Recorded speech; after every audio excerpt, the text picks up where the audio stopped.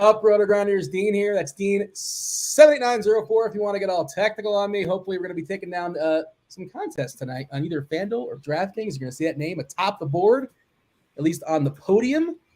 Joining me today, this is a start of two plus hours, plus like 7-8 minutes, give or take, depending on how long the crunch time crew goes. Of course, they go straight up to the DFS slate lock time, which I believe is 7:05 tonight.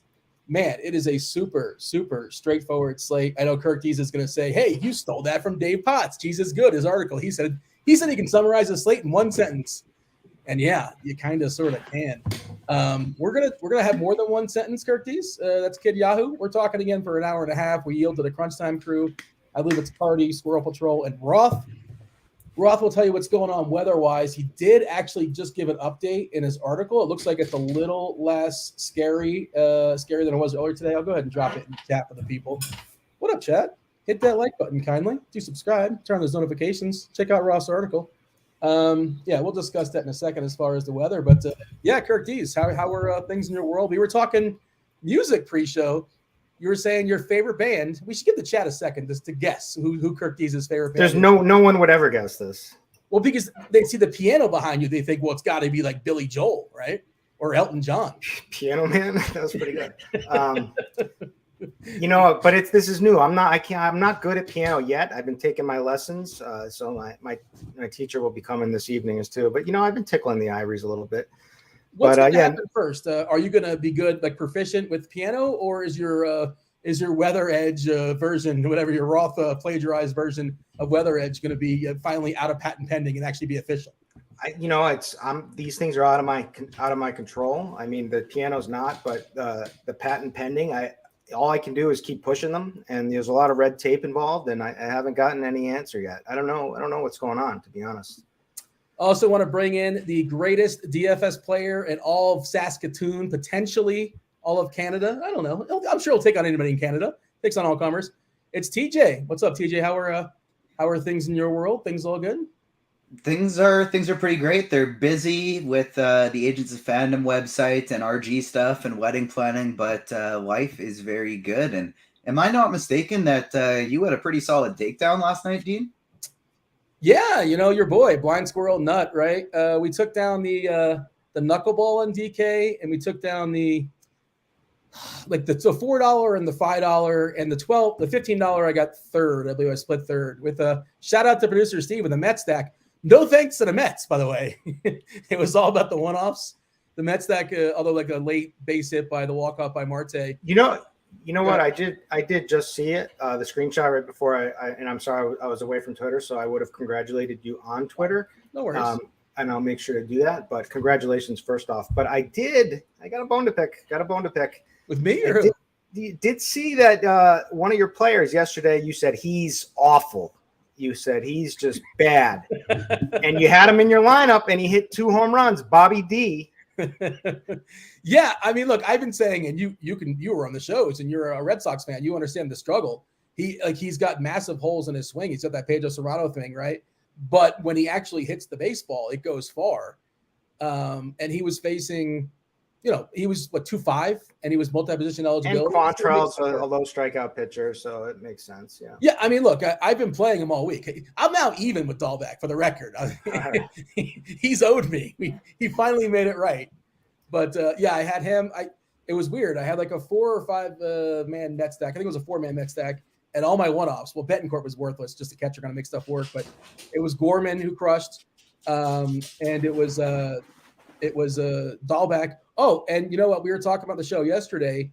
Hey, it's such a short slate.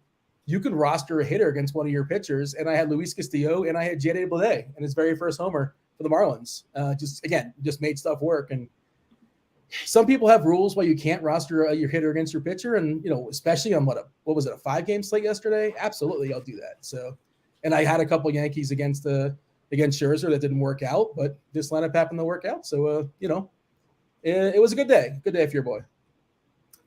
Now, I'm taking it that is tonight beat Mean Dean, beat Dean's meat, whichever. So it's not tonight. I will select somebody. I'll go ahead. Okay. I'm glad you reminded me. I'll drop the link in chat. Just call me out. I'm going to drop the Twitter link.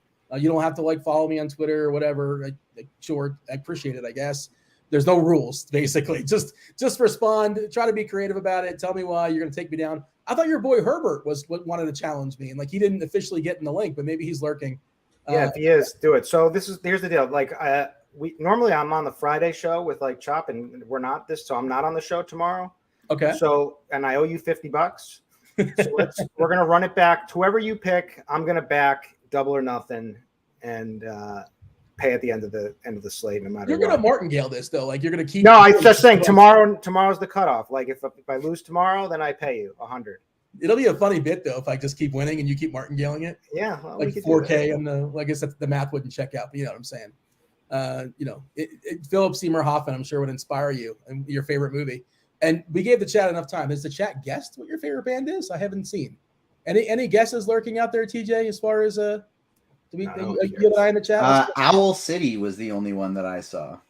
That's a random guess. That's a one-hit wonder, right? Owl City. I feel like did they have 1 or 2 hits? Oh yeah, but Fireflies. That's the song. There you go. Yeah, I mean, sure, there's probably a couple more that are lurking out there, but yeah, you want to give the big reveal, the drum roll, your favorite. It's not band? a big reveal. I'm not sure why you went there, but my favorite band personally of all time is the Pixies. And they're the start of the whole grunge music thing. Now I have a lot of musical taste. I've listened to a lot of hip hop. I listen to a lot of electro stuff. House music. I listen to a lot of different stuff. But I think if I had to name one most influential band that I like the most, it's the Pixies. When you listen to this house music, are you totally sober? Depends. I do. I like it sober, sure. Okay. I never got it. I never got house music. I love the Pixies, by the way. I think it's an awesome selection. I can't think which is the song by the Pixies that is such a clear ripoff from Nirvana. Ripoff? You mean Nirvana ripped them off? That's what I'm saying. Yeah. Did I say that wrong? Yes. Okay. Yeah. It's not Where It's My Mind. It's what, not. You talking about the one in Fight Club? No, the one in Fight Club is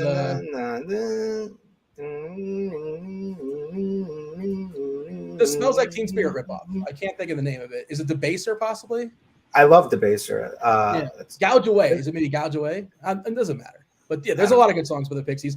People in this chat are probably like, were born after the Pixies were a thing. Well, I guess they're still kind of a thing. I think they kind of got together a couple of times. I don't know if Kim Deal came along or not, but they said basically it was for the money. I think aren't they touring again, or they recently toured? I feel like that was a thing. The Pixies recently toured for money. Yeah. How about yourself, TJ? You got a favorite band, favorite artist? One, I don't think so. It kind of always varies for me. I grew up on the Blink-182, My Chemical Romance type genres, and then I was a basketball player as well, so I listened to a lot of hip hop. It kind of fit the vibe well, gets it pumped up. So not in particular. Like I grew up listening to a lot of Drake, Lil Wayne on half the time, and then Blink-182, My Chemical Romance, those bands the other half. The chat's disappointed. You did not say Canada's own Nickelback. They're disappointed. No Celine Dion, no Alanis. Aaron Rasmussen chat got it right. TJ watching Marvel movies. I was busy doing that to I was select also a favorite. I was watching yesterday, and Chop called me a juggernaut. He said I was a juggalo. Juggalo, whatever. An Insane Clown Posse fan. Yeah, no. Is that not you? Also, I said Drake, and he's Canadian, by the way. There you go. He's also a really loyal fan, right? The funny thing is, did you ever hear the story that Chop was so into Marilyn Manson that he was actually debating trying to get ribs removed? I don't know if that's true story. True story. I don't think is that. I feel like that's a Chop fact about Chop. No, it's a true story about Chop. It's not a Chop fact. That's just a fact. Yeah. The chat said you're bored, TJ. You want to be talking about superheroes. Are you going to be okay? We're here for the next hour and 20 minutes. And again, this slate is super. Oh, yeah. No, I'm just sitting back. That's exactly it. We're here for an hour and 20 minutes. I'm just sitting here waiting for more people to hit the like button so I can be ready to give out a Spidey bomb. Every 50 likes, I got Spidey right here beside me, ready to help pick it. We got over 120 people watching, and I'm just staring at that like number, waiting for it to go up. So that's how it works for Grinders Live. Every 50 likes, we will give one out. And truth be told, I've just been trying to fiddle around with some lineups as well here. Yeah, I haven't made any lineups yet, to be honest. I'm just going to make them after a lock, and I don't run 150. Actually, yesterday I ran 137 on FanDuel for no particular reason. Oh, and I finished in the single entry series contest, the FanDuel sponsored single entry series. No, the RotoGrinders sponsored single entry series contest, $3 version. Your boy finished 10th. Like, it's not a big cash, but it was just like 10th out of like a couple thousand was pretty solid. I'll take it. I'll make my run at it. Let's go ahead and read the promo now while we're at it, since we have it pulled up. The FanDuel single entry series, if you guys are not aware, it is back. $50,000 in bonus cash up for grabs. 6 weeks of opportunities to showcase your DFS chops. No MME nonsense. Single entry. One lineup only, no matter how big your bankroll is. This week is the $3 variety. Your top 4 scores throughout the week. Whoever is the number 1 scorer will move on. And you know what? Potentially, I can't make any promises, but maybe TJ will say hello to you in Chicago. You'll give. Are you a diva in person? When people in Saskatoon, I'm sure you get recognized all the time. Do you just kind of blow them off when the paparazzi is saying hello, or are you kind of nice to them? I am definitely not a diva, but I also do have bad anxiety. So I will give everybody a quick hello, how you doing? But unless we're having like a deep conversation, I like to try and bow out of them quick. I got the ADHD and the anxiety roll, and I like to bounce back and forth. Don't stick in one spot too long. So don't take it personal if you just kind of run away and whatever. You're not into the conversation. I'll give you the hello and the handshake, and then I'm out. It's funny, like somebody told me before I met Chopper, I can't remember who it was, but like they said, hey, just a heads up before you meet Chop, like for the very first time, this is years ago at one of the RG parties, they said, don't shake his hand. He doesn't like shaking hands. I don't know if they're messing with me or not, but yeah. Do you know what this Kirk is? No, I shake his hand all the time. Maybe he's very selective. But my first experience meeting Chop was at a RG party, the Super Bowl party. And he came in and with like a full trench coat. Like he looked like he was in dark sunglasses inside. He looked like he was like hiding from like somebody. It wasn't Chop, actually. It was 3 kids like stacked on each other. They wanted to find a way to sneak in. That's interesting. I don't remember that outfit, that get up. I don't know if I was there that evening, but I feel like I would have remembered that. I guess he had a trench coat phase. That's cool. I didn't finish the promo, by the way.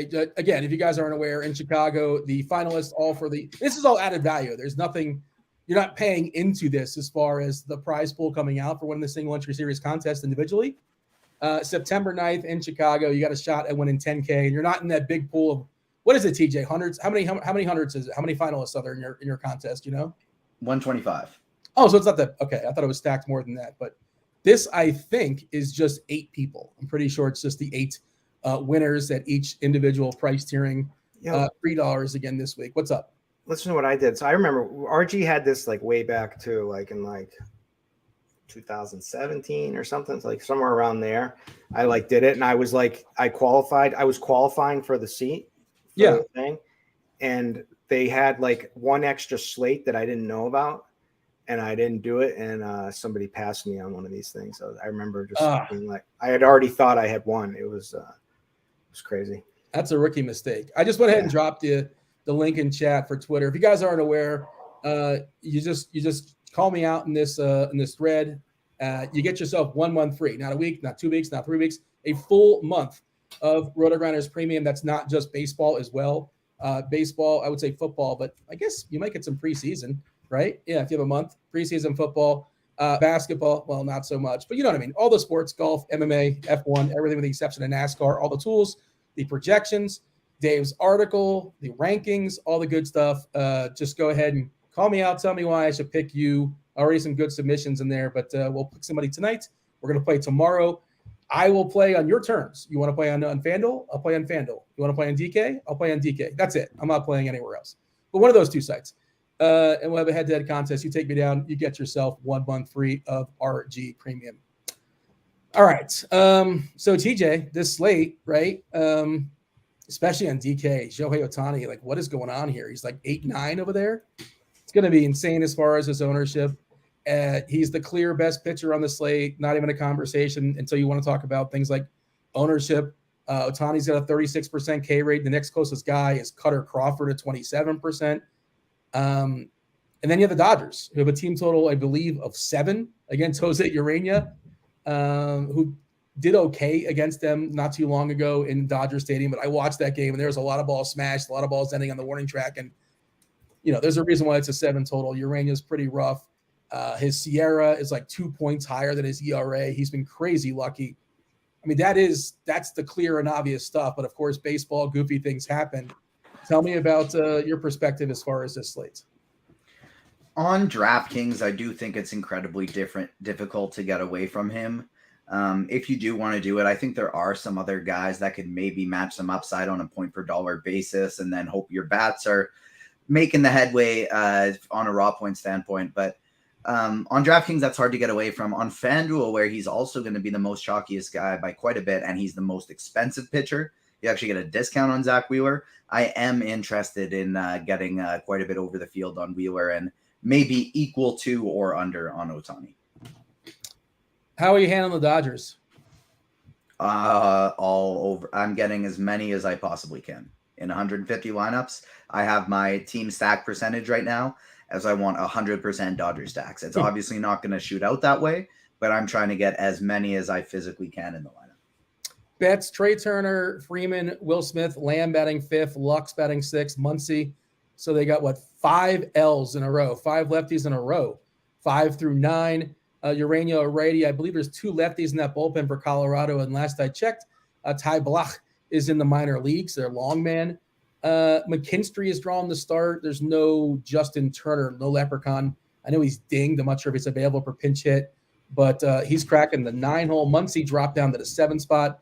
Bellinger at the 8. And that's also one way to be different is because you can play 1 through 9 on the Dodgers. You can play any of these guys, get any sort of mix. And of course, you can only roster 4 on FanDuel, 5 on DK. Kirkwood, what's your assessment here as far as this slate? Because are you in agreement that it's super straightforward until obviously you're doing things for ownership reasons, but what you're supposed to do or cash game approach, if you want to go that way, is pretty obvious. I've gotten pummeled like the last week with chalk, and I feel like Coors owes me so much money. And the problem is I can't. Even if I stack Coors, I feel like there's just no way I'll win much money at all tonight. I read Cheese's article, and I'll give him credit. I'll cite what he said about, he's just going to play as much Dodgers because it's the best spot, regardless of whether it's Coors or not. And he thinks that they'll be under-owned for what they should be because of people will be talking, about it. You got to fade them. I think you probably do have to fade them.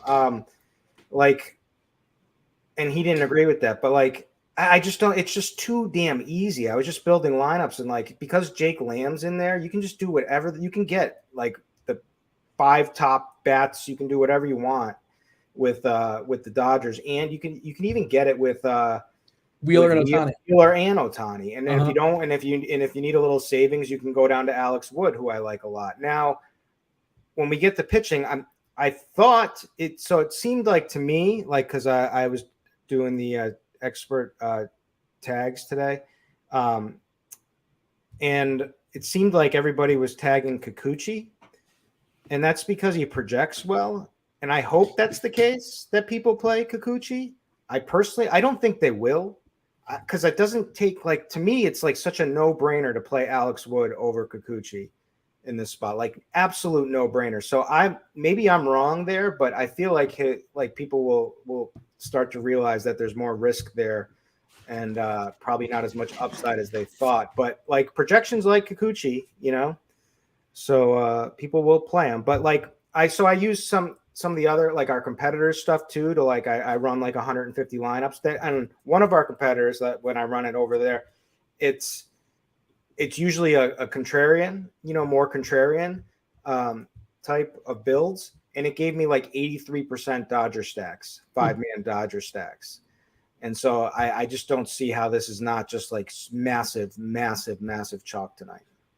Yeah, I'm curious to see what the ownership stuff's going to be as far as the hitters in a second. Obviously we're going to take some time. The team is working on it. I'm going to hit refresh, and I imagine it's going to change as we progress throughout the show. We're still 2 hours until lock starts. I'm curious your take here, TJ. You're a Toronto guy. Kikuchi is just, man, he's super wild. His Ks are okay. We know the Tigers are terrible, but they're much more terrible versus lefties. Against righties, I'm sorry, they're terrible against righties. Against lefties, they're like, okay, they're almost kind of sort of league average. How many lefties in this lineup? It's just one, right? Castro. Kikuchi had that one. He's coming back from the IL, was out for 2-3 weeks or something like that. I think he threw 70-ish pitches in the minors. He doesn't 77, and like, so he's fully backstretched out. We don't have any workload concerns. It's just skill concerns. And so was a lot of talk within the organization of him just being very down on himself and down on manager Charlie Montoyo, because they very publicly did not get along. Montoyo would always talk about how bad he was after his starts. And he's gone now, and they called him back up from the minors where he had a rehab start and then a simulated game. Like, he's ready to go as much as he ever has been. So, like, don't let the IL tag scare you, but it's still Yusei Kikuchi. But also, when he was always full go, he's still only throwing maybe 90 pitches, if that. Correct. Mostly less. Correct. He's usually a low 80s guy. Yeah, 54 last time. I think that's the time he got hurt. 80, 69, not nice. 80, 68. 45. He's typically never a guy that goes super deep, and like a lot of the 68 ones are because he just got lit up anyways. But like I agree. Regardless, long story short, I don't think he should be chalky. I'd rather play Alex Wood. I'd rather play Justin Steele based on the ownership. I'm going to have a tiny amount of Kikuchi in my pool just in case, because he is a guy that can throw up a ton of strikeouts every now and then. But I don't think he should be chalky, and I'm going to be playing quite a bit of Tigers today. Yeah, Kirkwood, you sound like you're on Wood over Kikuchi as well. And I think the first point that was important, we shouldn't just kind of step over, and we'll talk about it more as far as Wheeler. But like, I'm trying to get Wheeler, and I'm trying to pair him with Ohtani and not even messing with this choice. But if I'm forced to make the choice, I'll take Wood. And I might even step all the way down to Howard and just say, like, let's see how terrible these Angels really are. Maybe. If I'm dropping all the way down, I think I'd rather take a shot on Cutter Crawford than Spencer Howard if the weather is okay there. But I honestly think you can be fine in the Alex Wood range and not worry about ownership too much. If you do want a less chalky pivot, I think you play Justin Steele. But I agree with you. You're best off going Wheeler and Ohtani and trying to find a way to get a little different in your bats. And everybody else sees this, by the way, 64%. 64%. This is DK. We'll jump to Fanduel in a second. But 64%, two-thirds of lineups are going to have Ohtani. He's egregiously 8-9, which is just insane. Texas, not a team we're afraid of either. Wheeler at 33%. So, like, collectively, they're making up half the ownership right there. And then, to your point, Kirkwood, Wood at 24%, Kikuchi at 23-ish. We're basically seeing it as a coin toss. And I agree. Like, Wood's another guy. It's not going to go five. He might go 5 1/3, 5 2/3. Not young. They're not going to push him too hard. But I just think he's better positioned than Kikuchi, I think. And I just feel like he's safer, I guess. We've seen there's been a game or two where Kikuchi's had an upside. But, man, I don't think he's that good. Here's my thoughts. I don't think Kikuchi is stretched out fully. I think he had his one rehab start. He also threw a bullpen session or whatever, and that's it. He hasn't pitched since July 5th, and he struggles with command every time, pretty much every game anyway. So you can't expect a high pitch count. Alex Wood went 97 pitches in his last game against the Dodgers. Alex Wood has about the same K percentage as him. They're 25 to 24. They're within a point of each other. Alex Wood gets the Cubs at home in a great park. The Cubs are 9th in K percentage. Yeah, they're a little bit more dangerous from a power perspective, but the strikeout matchup is great against left-handed pitching. Detroit against left-handed pitching is 19th in K percentage. Detroit strikes out a lot, but they strike out a lot to right-handed pitching. So it, like I wrote up in the tags today that, I would take Alex Wood 10 out of 10 times over Kikuchi. I just didn't understand that people were like on Kikuchi. By the way, just an update from Roth. He tweeted out 5 minutes ago. I just went ahead and put it in chat. There's some legit rain concern in New York, Boston, and Colorado. But while they have at least some risk, I wouldn't fade bats in any of them. Of course, everything is subject to change. When weather changes, it's fickle sometimes. Roth will be on in about an hour plus and give you guys an update as far as what's going down. And, yeah, the color coding for Colorado currently is yellow-orange in Boston, and yellow in New York. Boots on the ground, Kirkwood. What's going on in Boston today? What do you see? Anything lurking?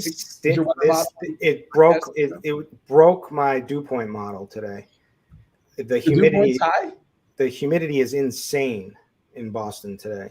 Really? So yes. So now it's also supposed to rain tonight. Potentially we're supposed to get some rain in here, but it's not too hot. It's hot, but it's not too hot, but it is humid as heck. So I think the balls are going to be flying. The wind is blowing out almost at about 9 miles per hour to center straightaway center. I think the ball is going to be flying. By the way, in chat, Eric Johnson saying like he called me out. He didn't respond to that Twitter thread. And Herbert Good says, "All right, I'm going to call you out." And again, he didn't either. The directions cannot be. I got Herb in there. I got the inside path. All he has to do is show up and challenge you, and we're going to make. It's not a gimme. Happen. I mean, it's a gimme. You listen to. You want your $100? It's a gimme. I'm just saying, like, why can't he follow a simple direction? I know, Herb. What's up, bro? You're making me look bad. So difficult. Other people have done it. Just respond and tell me why I should call you out or why I should select you and yada yada. Hold on, I got a Twitter update. There you go. Herbert just responded. Thank you, Herb. That's all I was asking. And the last thing I want to mention on like Kikuchi and the potential SP2 chalk there. I agree. Alex Wood over Kikuchi 10 times out of 10. I actually even like Justin Steele over Kikuchi in tournaments. Him being stretched out, I think, is relative to him. Like, stretched out for him is 80 pitches. That's his cap. He pitched that in the minors 5 days ago. He went 5 shutout innings with those 77 pitches. So, like, I think if you know what you can get out of Kikuchi and you're comfortable with that, great. Like, I think you can expect 65 to 80 pitches of Yusei Kikuchi as long as he doesn't get rocked. But I'm actually on the Detroit side of this one. Fanduel specific, Otani's getting 35% ownership. He's 11-1 over there. The price is more realistic, but there's enough cheap bats, a lot of cheap Dodger bats as well, that you can make an Otani lineup work very easily with 4 Dodgers if you want to make that work. Wheeler a little bit cheaper at 18%. Wood is at 12%. Kikuchi is at 10%. You are getting at least a discount there. Kikuchi 7.4, but Wood 8.4. Very unlikely, in my estimation, to get the quality start from Kikuchi. There's a lot of nonsense beyond that. You know, Tyon, Urquidy, Singer, McKenzie's like fine, but really expensive. Gilbert, I think, is a good arm, but he's really expensive, and he's not in a great matchup against Houston. What are your thoughts here, TJ, as far as Fanduel when it comes to pitchers? How I'm viewing this slate today is if I'm playing 150, I can get even to the field on Zach Wheeler as well as Shohei Ohtani and get overweight on some of these other pitchers I like Alex Wood, Tristan McKenzie, who's I don't love, but because of how expensive he is, but he has a high ceiling and he's not very high owned, so it's easy to get overweight on him. Justin Steele, same thing. I'm keeping a tight pitching pool. Yeah. With a lot of Ohtani and Wheeler, and then trying to get overweight on the other 4 or 5 guys that I have. Your thoughts, Kirkwood, as far as Fanduel? And I guess we should mention Wheeler. We talk about pairing them together and just kind of dig into it. How good is that matchup for Wheeler today? It's great. So I just thought of something, though. This is urgent, needs to be stopped because I see Lip is trying to Eric Johnson is trying to challenge you in chat. I just want to put warning out there that you're giving away a free month of premium, right? Yeah. Yeah, he's banned. So how does this work? He can't get access to premium. Can he get premium? I don't know. He's banned from our Discord. So maybe he can separate. I don't know if the powers. I just wanted to put that out there. I just wanted the powers. I don't know if the powers that be will appreciate this or not. So it's a strike against him on his resume when you're going through the resumes. That's all I'm saying. Well, Oakland's not playing, so who would he stack against me? He's got RG premium. Okay, he's already said he's good. He would get an extra month added on, but he's already got. Okay, all right. I just wanted just something that I thought of. So, what was the question? I was asking who he would stack because Oakland's not available. No, before that. No, Zach Wheeler versus the Pirates. How good of a matchup is it, and how do you feel about him versus Ohtani? This is like the easiest thing ever, right? Like, this is Zach Wheeler, who's a very good pitcher, very great track record, a little bit disappointing this season, but definitely a top arm in like the nut matchup against the Pirates. The Pirates, now talk about strikeouts, the Pirates are second in K percentage against righties. 21st in ISO, 28th in WRC plus. So, like, what is not to like about Zach Wheeler tonight besides the cost, the price tag? Yeah, I mean, the FanDuel thing is obviously you can't get both. You can't get him and Ohtani, and I think Ohtani's better, right? But ownership reflects that. But certainly Wheeler can outscore. I would take Wheeler first, to be honest with you. Like raw points, like nothing to do with ownership or anything. You think Wheeler just outscores him? He's safer for sure. And I think he offers a ton. I think he offers more upside. I think yes, his K percentage is lower, right? Like on the season and whatnot. But this is the Pirates who strike. Like he should be able to just control them. Like in the entire. Like it won't. If he has a absolute ceiling game, like I'm almost expecting that tonight. Matt in chat says you're not afraid of big bad cleanup hitter Ben Gamel. Oh yeah, you know. People say he's good. Some people. I've heard Who says Ben Gamel's good? I've heard it been said by people on Crunch Time that Ben Gamel is a good hitter. Name names. No, just people. People say it. You fire up the plate IQ, and good Lord, it's all red. The only one that actually hits the green is an isolated power is O'Neal Cruz. That's not surprising, but of course, what's that? I'd rather roster Cal Spears batting 7th instead of Cal Mitchell. Was Cal Spears a good hitter back in the day? I don't even know. I can tell just by looking. He can hit. It's a Van Meter, and some of these guys probably are going to be gone. Like they're going to be like fringe guys that might get moved. This lineup probably gets worse. Some of these we're going to see some really bad lineups pretty soon. Like KC is going to lose a couple pieces. We know they lost Benintendi last night. We have a first blood instant revenge game. Like we never get that instant revenge, first blood, Benintendi, and leading off the game too tonight versus old Royals team in Yankee Stadium. By the way, Yankee Stadium is the only game, according to Weather Edge tonight, with the fire emoji. It's hot and the wind is blowing. I think the dead center. With the same humidity as Boston. Yeah, Roth was talking about how they're getting a similar weather path, right? I guess different times. I don't know. I'm not a meteorologist, but the Yankees are we'll talk about the hitters in a second. The Yankees, I think, one of the more interesting pivots, obviously, away from the Dodger chalk. I think Toronto, TJ, is probably the next in line as far as, the direct pivots away from the Dodgers. Would you agree with that as far as stacks? Yeah. So as we're shifting here, we have hit our first Spidey bomb too. So I'll say that right away. We got over 200 people watching right now. Second one's coming at 100 likes. But before I get into my favorites, I got to say the Dodgers, I think, are going underowned. If we're in the hitter spot right now, if we on lineup HQ, if we just scroll over sideways a little bit to the team smash percentage, and if we sort by team smash percentage, we see the Dodgers are going to be the highest owned stack on the board at about 22%, and their team smash percentage is over 31%.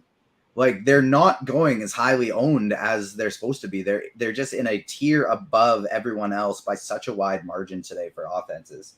So I got them as a big number one. Number two for me is the Jays. 3, I think, is going to be the Phillies, followed by the Rockies as well as the Yankees as the 5th spot. But my favorite value stack to kind of mix in when I need it is going to be a Detroit mini stack. Picking on Kikuchi. Baez, especially on FanDuel, looks like a pretty cheap price. No green leading off, no left on left. It's Grossman, who I think is patient, if nothing else.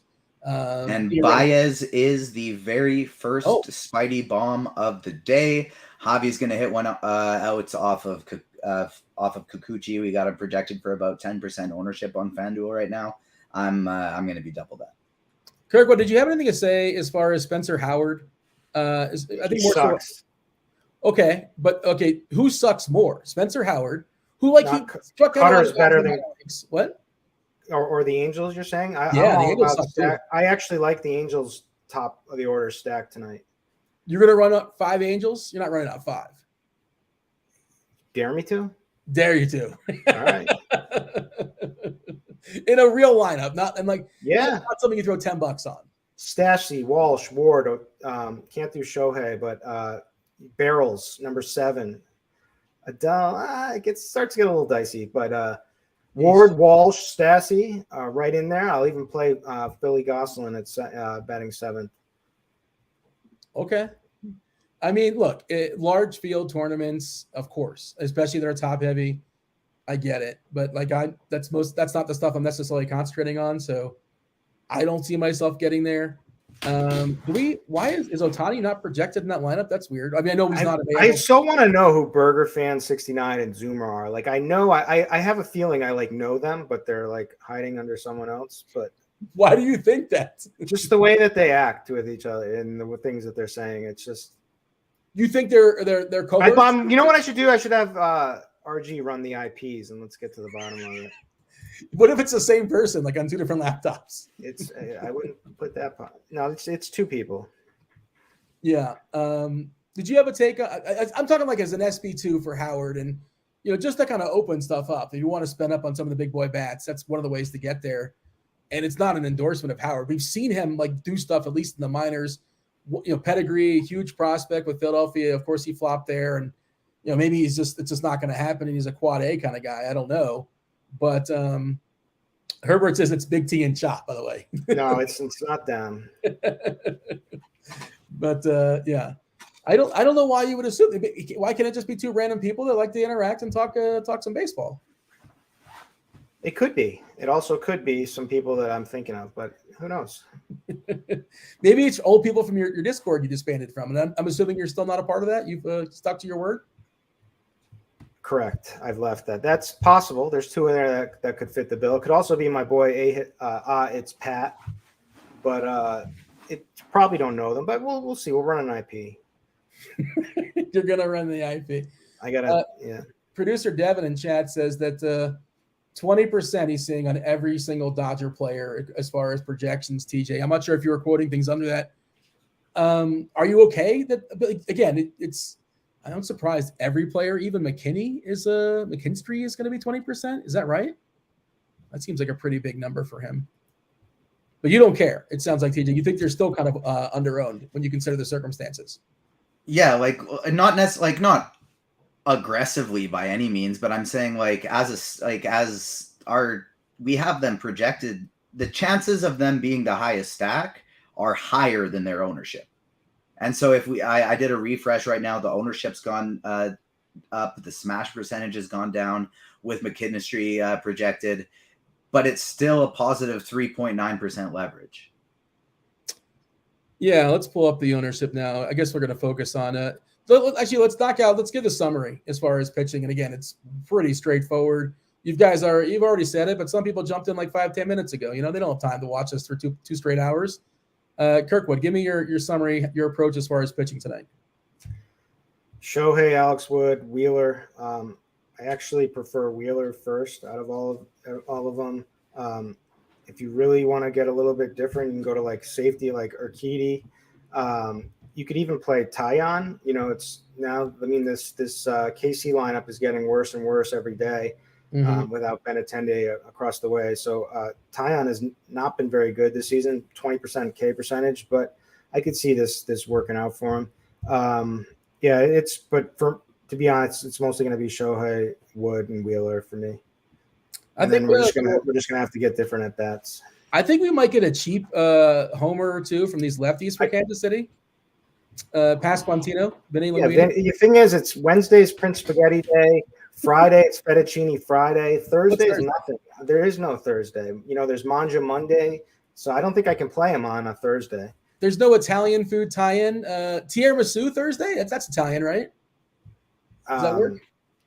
Yeah, I don't think so. Well, the easy T one is tortellini. The easy T one's tortellini, but I feel like you kind of need a noise. But I haven't heard of tortellini Thursday. I mean, it could be Derek saying it's toasted ravioli Thursday. Wait, to be fair, you haven't heard of any of these. You made them all up. Like nobody's heard of any of these that you're giving. You haven't heard Wednesday's Prince Spaghetti Day? That's like as old as time. What's Prince Spaghetti? I have no idea. I don't know. It's like some old spaghetti company that used to market it like Hold that. On. Is that a real thing? Prince Spaghetti Day? Hold on. According to the Google. Yeah, it is. And you always try to you always think I'm lying. And you always try to fact check me, and I'm always right. The greatest predictor of future behavior is past behavior. So sometimes, every once in a while. Well, yeah, Prince apparently is a company that makes spaghetti. I mean, I know about like Maria. It's just what I just told you. I'm not aware of them. I don't. Maybe they're in the Northeast or something. I'm not aware of Prince, but they said that Prince. You know what's funny to me? It makes me laugh. You ever seen? You know AP over at Run Pure Sports? I'm aware of his existence, but I can't say like I know him. He posts his pictures like it's when he's cooking pasta night. Okay. And in the background of the picture, it's a can of Prego. It's like that's like as low as it gets for like Italian, like you know. I think even Ragu is better than Prego, right? Yeah, but like it's just it makes me laugh when he posts them. I mean, everything else looks good, but then it just gets ruined by this thing. I think you might be onto something, by the way. Zoomer, I think, is asking a troll question. Are Dodgers too chalky for cash? Like that's got to be a troll question, right? I mean, they're too troll. They're working off it. They're working chat in here. I mean, I love this guy. He's gonna hit 2 home runs, but he's too chalky, so I can't play him in cash. Well, there's no upside. Okay, yeah. I think you're onto something. Get that IP address. And, I like the troll. You got to keep people on your toes. Did you give a summary, TJ, as far as pitchers? Yeah. Top guys for me are Wheeler and Ohtani. I like Wheeler for tournaments a lot, even a little bit better than Ohtani, same as Kirk D's over there. And I like Alex Wood over Yusei Kikuchi. And an interesting cheap pivot I don't mind for GPPs would be Justin Steele.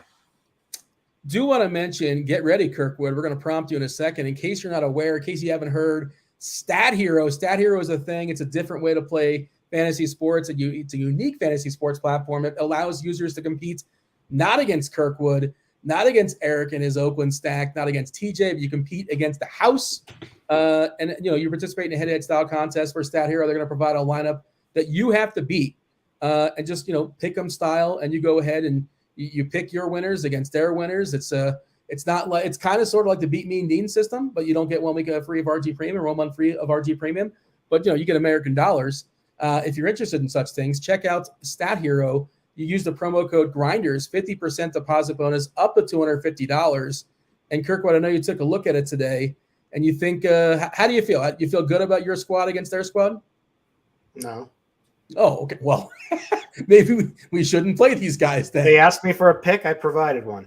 But you put some thought and effort into it, I imagine. I did. You want to know what I did? I ran bat projections versus their projections, and I found a significant edge with these 2 batters for the price over their 2 batters. Okay. Well, who do you got? Who are the batters you like? So we got to take on a team of 2 hitters, which would be Vlad Guerrero and Ty France, who scores, we have to score more fantasy points with them. And it's I chose Jose Ramirez, although who's been struggling. But if you trust the bat projection, and Taylor Ward. Oh, and I told you I told you I liked some Angels tonight. Jay, do you like Taylor Ward better than France? If you want to separate it that way, projects higher. It's kind of a coin toss to me. And it was we pay for the bat, and I've been told you need to trust the projections. It's in the projections. It's in the projections. In the projections. Huh? Do you pay for the bat? Yes. Oh, okay. Do you? No, I don't. I know a guy. Wow. I mean, you probably have health insurance and dental too, probably. This is crazy the way I get treated. You gotta slide in the Discord, man. You gotta ask the right people. You gotta ask around. TJ is a new TJ. You got the bat like 3 days ago, right? Yeah. I mean, you just realized that. Wait, I'm sure you've heard about it for just DM Devin. But the other benefit I have is just existing in Canada. Dental, health insurance. It's pretty nice. Canada. Yeah, and you don't pay taxes on DFS. I mean, that is we do not. Living the dream, man. But it's a double-edged sword. That's all I dream. If I could just live in a place and have free healthcare and dental, and not pay taxes on DFS, life would be perfect. Can you sponsor us, TJ? How do we get submission? How do we become honorary Canadians? You literally just move there, and that's it. You can do that. It's incredibly easy to get Canadian citizenship if you. Will they accept me? They'll accept me if I just. Well, do you have a shady past? not as shady as chops. Yeah. Then yeah, hell yeah, just buy a house, and I'm sure you can get it figured out pretty darn quick. I got a place. The double-edged sword with the taxes on DFS is interesting because we have, obviously it's fantastic. You don't pay taxes on DFS winnings, but the negative is when I try to buy my house, like the bank just did not enjoy me telling them I played fantasy sports for a living. Dude, and that's where this money came from. They're going to say the same thing here. They don't, it's like nothing will kill you faster for like, if anything, they assume is gambling related because there's no consistency, you know. The biggest thing for them wasn't even the lack of consistency, just because of with my teaching stuff and other things, I had the consistency aspect. They were just very worried about money laundering. I mean, I thought you were pulling like a Heisenberg thing. I sent Big T like I sent Big T like he took a small piece of my live final, which he made out pretty well, and so I had to send him a nice big a bank wire, and they declined it because they thought it was they thought about DFS, and DFS is legal in Massachusetts, and my bank is in Massachusetts, and they said it could be violating the Wire Act, which is crazy, and so they don't want any banking associated with DFS or any gambling related things, and then. So I said to them, DraftKings is here locally in Boston, Massachusetts. And so if you had the opportunity to take their work account, you would decline. You're telling me you would decline it. And this is like one of their top legal, like I went all the way to the top to like their legal team, like trying to like send this damn thing through. And they said, no, they wouldn't take DraftKings business, which I thought was crazy. So I had to send them a bank check, like a certified bank check, and then I had to mail it. It was crazy. Who runs better than Big T by like getting a piece of your big score? And if I would have known that was up for grabs, I would have invested in Bushcha. Well, I had 10%. We swapped 10%, and he lost. The one time. Yeah. And then I bought a piece of him, and like the last one, he's sending teams, and we were like building teams by phone. And he was like, he went all in on the Jays, who busted, but he used like Jalen Davis. He used like 8, 7, 8. He's like, if 7, 8, 9, like I'm like, I just invested in Jalen Davis or whatever. Like, I'd be willing to bet that he. And I told him, I was like, this was a dumb. I was like, this is dumb. You're too rich now. Like it doesn't matter to him anymore. Alan has your solution in chat, by the way. He says, Curtis just needs to give the bank partial ownership of his 2-point model. There you go. There's got to be some value in that. Or no? Is there no value in that? I don't know. We'll see what the people think. Alan was talking about making it for premium next year. No, he wasn't. Yes. See, again, do I have to screenshot? Alan's in chat. He can confirm it. Did you or did you not say this in Discord the other day? Okay, maybe he was, but he'll confirm it again. Fact check. Let's talk about the hitters. Boom, he confirmed right there. Did he? Yeah. Oh, well, all right. I'm curious with the going rate. What's the price point for your? I'm cheap, man. I'm cheap. You're gonna undercut Roth? Do whatever it takes. There is this famous Tom Green bit. You remember the Tom Green show like from 20 years ago? Anybody? You guys know Tom Green? Fellow Canadian. Yeah, he's Canadian. He would follow around pizza delivery guys. Do you know what I'm talking about or no? No. He would follow around pizza delivery guys. When they're knocking on the door delivering the pizza, and it's like $15, $20, whatever it is. And he would undercut it and build the person's pizza for like $10. It's wild. I'm sure it's on YouTube, but that's what popped in my head for some reason. That's Tom Green. He had a window where he did some creative stuff. Great cameo in Charlie's Angels, quality movie. Well, he was married to Drew Barrymore, so I guess that makes sense. What? Yeah. He has an incredible joke about that too that probably isn't suitable for air. But hey, stacks, Kirkwood, what do you have as far as your favorite stacks tonight? You know the Dodgers are in course, right? Well, it's funny. So I'm thinking maybe we do play like they're not too chalky for cash tonight. I'm thinking we can do that. And here's an interesting thing. People you haven't heard this one. We can just play some of the guys towards the end of the lineup to make it a little bit more different, make it a little unique. Okay. But if we're not doing that, these are the slates I have tough. I don't know what the right answer is tonight. I'm probably not going to play Dodgers unless I just get lazy and don't. It's a care. game of chicken, right? Because if everybody knows what you're supposed to do, so what I usually do, which is different, like a little, whenever I like a game like this, and especially at like cores, I'll just do a game stack because I don't think people do that for the most part, So I'll just run it with all cores bats on both sides and throw it in like single entry stuff.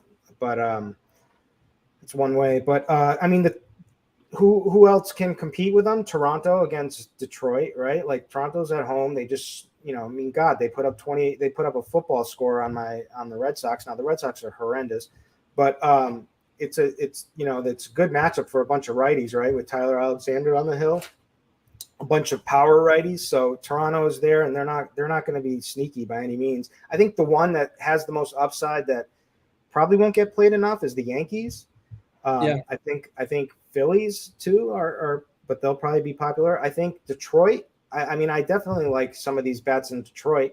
I like Baez. I like Haas.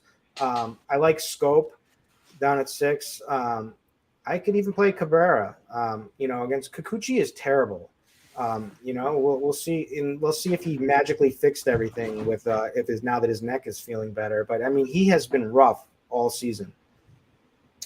Angels lineup is out. Otani, Ward, Rengifo, Walsh, Stassi, Marsh, Magnarius, Sierra, Velasquez, and Fletcher. Is that David Fletcher? I feel like he hasn't played baseball in a while. I feel like I haven't seen his name unless I just missed it. But all right, there you go. There's your Angels playing baseball this evening. If you take the field, though, TJ, right? If I said, you get the Dodgers, you get the field, like somebody's probably going to beat them. It's just picking that somebody, like who it is. Who's the team most likely to take down the Dodgers? Well, you answered that question. Would you take the Dodgers or take the field? Take the field, right? Yes, I would. But I would say I think the Dodgers are 3 times more likely than any other team to beat the top stack. Sure. Yeah. And I know you mentioned the Toronto. That's a standard lineup for Toronto, right? I'm kind of staring at it. Nothing goofy far as I can tell. Springer, Guerrero, Kirk, Bichette, Hernandez, Gurriel, Chapman, Espinal, and Jansen running out their 2 catchers. What are your thoughts on the Yankees? Benintendi, they traded for him, and he jumps right into that leadoff spot. No DJ LeMahieu today. Joey Gallo's firmly on that hot seat, especially when Stanton comes back. Who knows if he survives the rest of the season? I don't know if he's tradable, DFA, but the trade for Benintendi certainly, Carpenter's obviously been better as well. He's in the bench tonight. Your thoughts as far as the Yankees? Are there any other stacks that are worth talking about before we go around the horn and give our favorite plays position by position? I don't love the Yankees as a full stack. I like them as one-offs. I don't like them as a full stack. Brady Singer has been quite solid this year, and the best thing he does is get ground balls to right-handed batters. And so Aaron Judge doesn't matter who the pitcher is, doesn't matter what hand they throw with. They could throw with their feet and you play Aaron Judge. But Anthony Rizzo, I like quite a bit as a one-off. Joey Gallo and Aaron Hicks, I'm all good with. But I don't really love the spot that the Yankees are in. Singer is a solid pitcher. Anything else of note as far as stacks, or you want to just kind of go around the horn? I'll throw out the Kirkwood unless he's got anything to say stack-wise, or we can just talk about some catchers and the teams I'm getting to the most aren't the teams I initially thought I would be this morning after LA, Toronto, and Philly. That was expected for me, but I was expecting to get more Rockies. And the next teams I'm getting to the most are Detroit, Seattle, and then the Rockies and the Yankees. Checking the weather Colorado-wise as far as hitting. Yeah, it's going to be like low 70s, slight breeze out to center. Weather Edge, 64-game sample. We have a little bit of a bump as far as homers, bump as far as runs. Yeah, I don't think it's going to be bad weather. I saw in chat that it might be in the 60s. I'm not sure if that's the case, at least hour by hour stuff. And again, we'll see what Roth has to say, but I'm seeing projected low 70s as of right now. Maybe it cools off a little bit later on into the evening. Michael in chat's asking about the Colorado bullpen. Yeah, we talked about that earlier. Ty Block, last I know, he's still in the minor leagues. They do have two lefties. I'll just double check that, but I think that's still the case as far as Colorado. So there is always, Lamb can turn into, let's see, who's not Will they pinch hit Barnes? Probably not. But there's Thompson is on the bench tonight, so maybe he comes in. But he's also 2K and he makes everything else work. So I don't think I'm terrible at that. What's up? Zoomer has a good idea here. So we've got someone talking about, Matt's over here asking us about the road team and cores Series 1 game effect. You know how they always bust? I mean, I feel like that's a narrative. It's not necessarily. So maybe Dodgers will actually be a contrarian take tonight. I know people all say that, but I don't know if that's real or if that's true. And I can't remember the last time cores nuked, but. Well, I mean, what 20 runs you're talking or what's nuke? I don't know, a bunch of home runs, breaking the slate. Yeah, I mean, but when was the last time you remember Petco going nuclear? Good point. I don't remember. Pick any other park, right? It only happens so many times. The chances are greater. Fenway Park, I can remember. But I do like Cleveland and the Red Sox. I just forgot about Cutter Crawford. To me, is a much better cheap play than Spencer Howard. At least he has strikeout upside. Now, in fairness, his swinging strikes rates are pretty low on all of his pitches, and so he's definitely been running well. He also gives up a ton of hard contact on his four-seamer, but he's starting to throw it less. But I mean, he's got more upside. I also think he's going to regress. So I like both sides of it. So if I need a cheap punt tonight at pitcher, I would play him certainly over Spencer Howard, even though the matchup is much better for Spencer Howard. I just think there's more upside there, but I also like both sides of that game too. Because I'm telling you, it is so humid outside here, and the ball will be flying. TJ, you're not doing TJ. If there's one thing we can rely on you, there's many things, but one thing is you got to give the plug as far as the likes. You got to grovel. You got to beg. We need 100. We got 100, and Spider-Man gives that as a second homer dong. I don't know where we're at right now, but tell the people, let them know, prompt them, tell them Spider-Man's ready to go. Spider-Man's ready to go. We're 25 likes away from Spidey Bomb number 2. The first one was Javi Baez. The second one, I got to say, I don't think a single person has mentioned his name yet tonight. Not in chat, not one of us. So I'm looking forward to this one. Is it one of the lefty Royals? No. Well, I don't know what this is. I will read it because I'm Ron Burgundy and I'll read anything. But Head Goat is asking, any suggestions for NRF1 tonight games? Do you guys know what NRF1 is? Anybody? League of Legends? Is that what it is? I have no clue. TJ? No idea. Okay. We have a Google. We can type it in, but yeah. I got nothing for you, Head Goat. If it's League of Legends, I think we have LOL content on the site. It's not my area of expertise. Hey, Dan's got a question, TJ. Can you play the Dodgers, 5 Dodgers, with 3 Tigers? Is that too chalky for tournaments, or is that okay because your secondary stack, Detroit, is going to be reasonably unowned? It's going to be Stevie's lineup. It's going to be Stevie TPFL's lineup today on DraftKings, I bet. We were on the morning grind together, and that was last night. That was both of our favorite DraftKings type of stack, was either a 5-3 Dodgers Tigers or a 4-4 Dodgers Tigers. Okay, so this is no runs first inning, which I've dabbled in. I haven't played those a ton here. I'm in Colorado. I'm making some wagers. That's what NRF1 is. No runs first inning. Yeah, I can't do that, but I've done it before, and I bet it. Unless you can do it on Prize Picks or something. I have no idea. I don't have legal sport. I have to drive to New Hampshire. I've done it on Prize Picks. I'll pick my spots with certain lineups. Obviously the lines change a little bit on the actual sports betting sites, but if we see anything that kind of pops up, it's kind of interesting. I think I saw the Dodgers Coors was minus 160 for no. Basically, a big lean on a run being scored. That's too much juice, I think, to lay minus 160 that a run scores in the first inning. It probably does, but I'm not going to lay that kind of juice. Hey, Kirkwood, you like catchers tonight? I hope so. Give me some of your favorite catchers. Fun. All right, let's see a little sneaky play here. Will Smith, Alejandro Kirk. Sneaky play. Yeah, those are the. I mean, so Will Smith's the obvious chalk. Alejandro Kirk is the obvious pivot for the same price. Danny Jansen is kind of like the sneaky. Danny Jansen's Statcast stuff has been amazing this season. He doesn't have a big sample at all, but he's crushing. And he gets the platoon. I don't mind that. it's never fun with number 9 hitter at home, but just hope he goes yard in the bats he gets. Stassi, Diaz is getting a little bit of he's batting 7th in cores with the platoon. This is a guy who has hit left-handed pitching pretty well throughout his career. I guess you could play Melendez in Yankee Stadium with the short porch there. Yeah, maybe Cal Raleigh, but that's it. TJ? Oh, Haas. I forgot Haas. There it is. Eric Haas and Danny Jansen are the two guys I love for tournaments. And then, yeah, Kirk and Smith are obviously your top guys. But if you do want a high-price pivot, I don't mind the Melendez call, and I think Contreras is another one you could maybe go to. At first base, I'm sure Kirkwood thinks Freddie Freeman is kind of sort of somewhat sneaky. I will say last night, like 3 a.m, he was like plus 450 to homer in Coors Field versus Urania.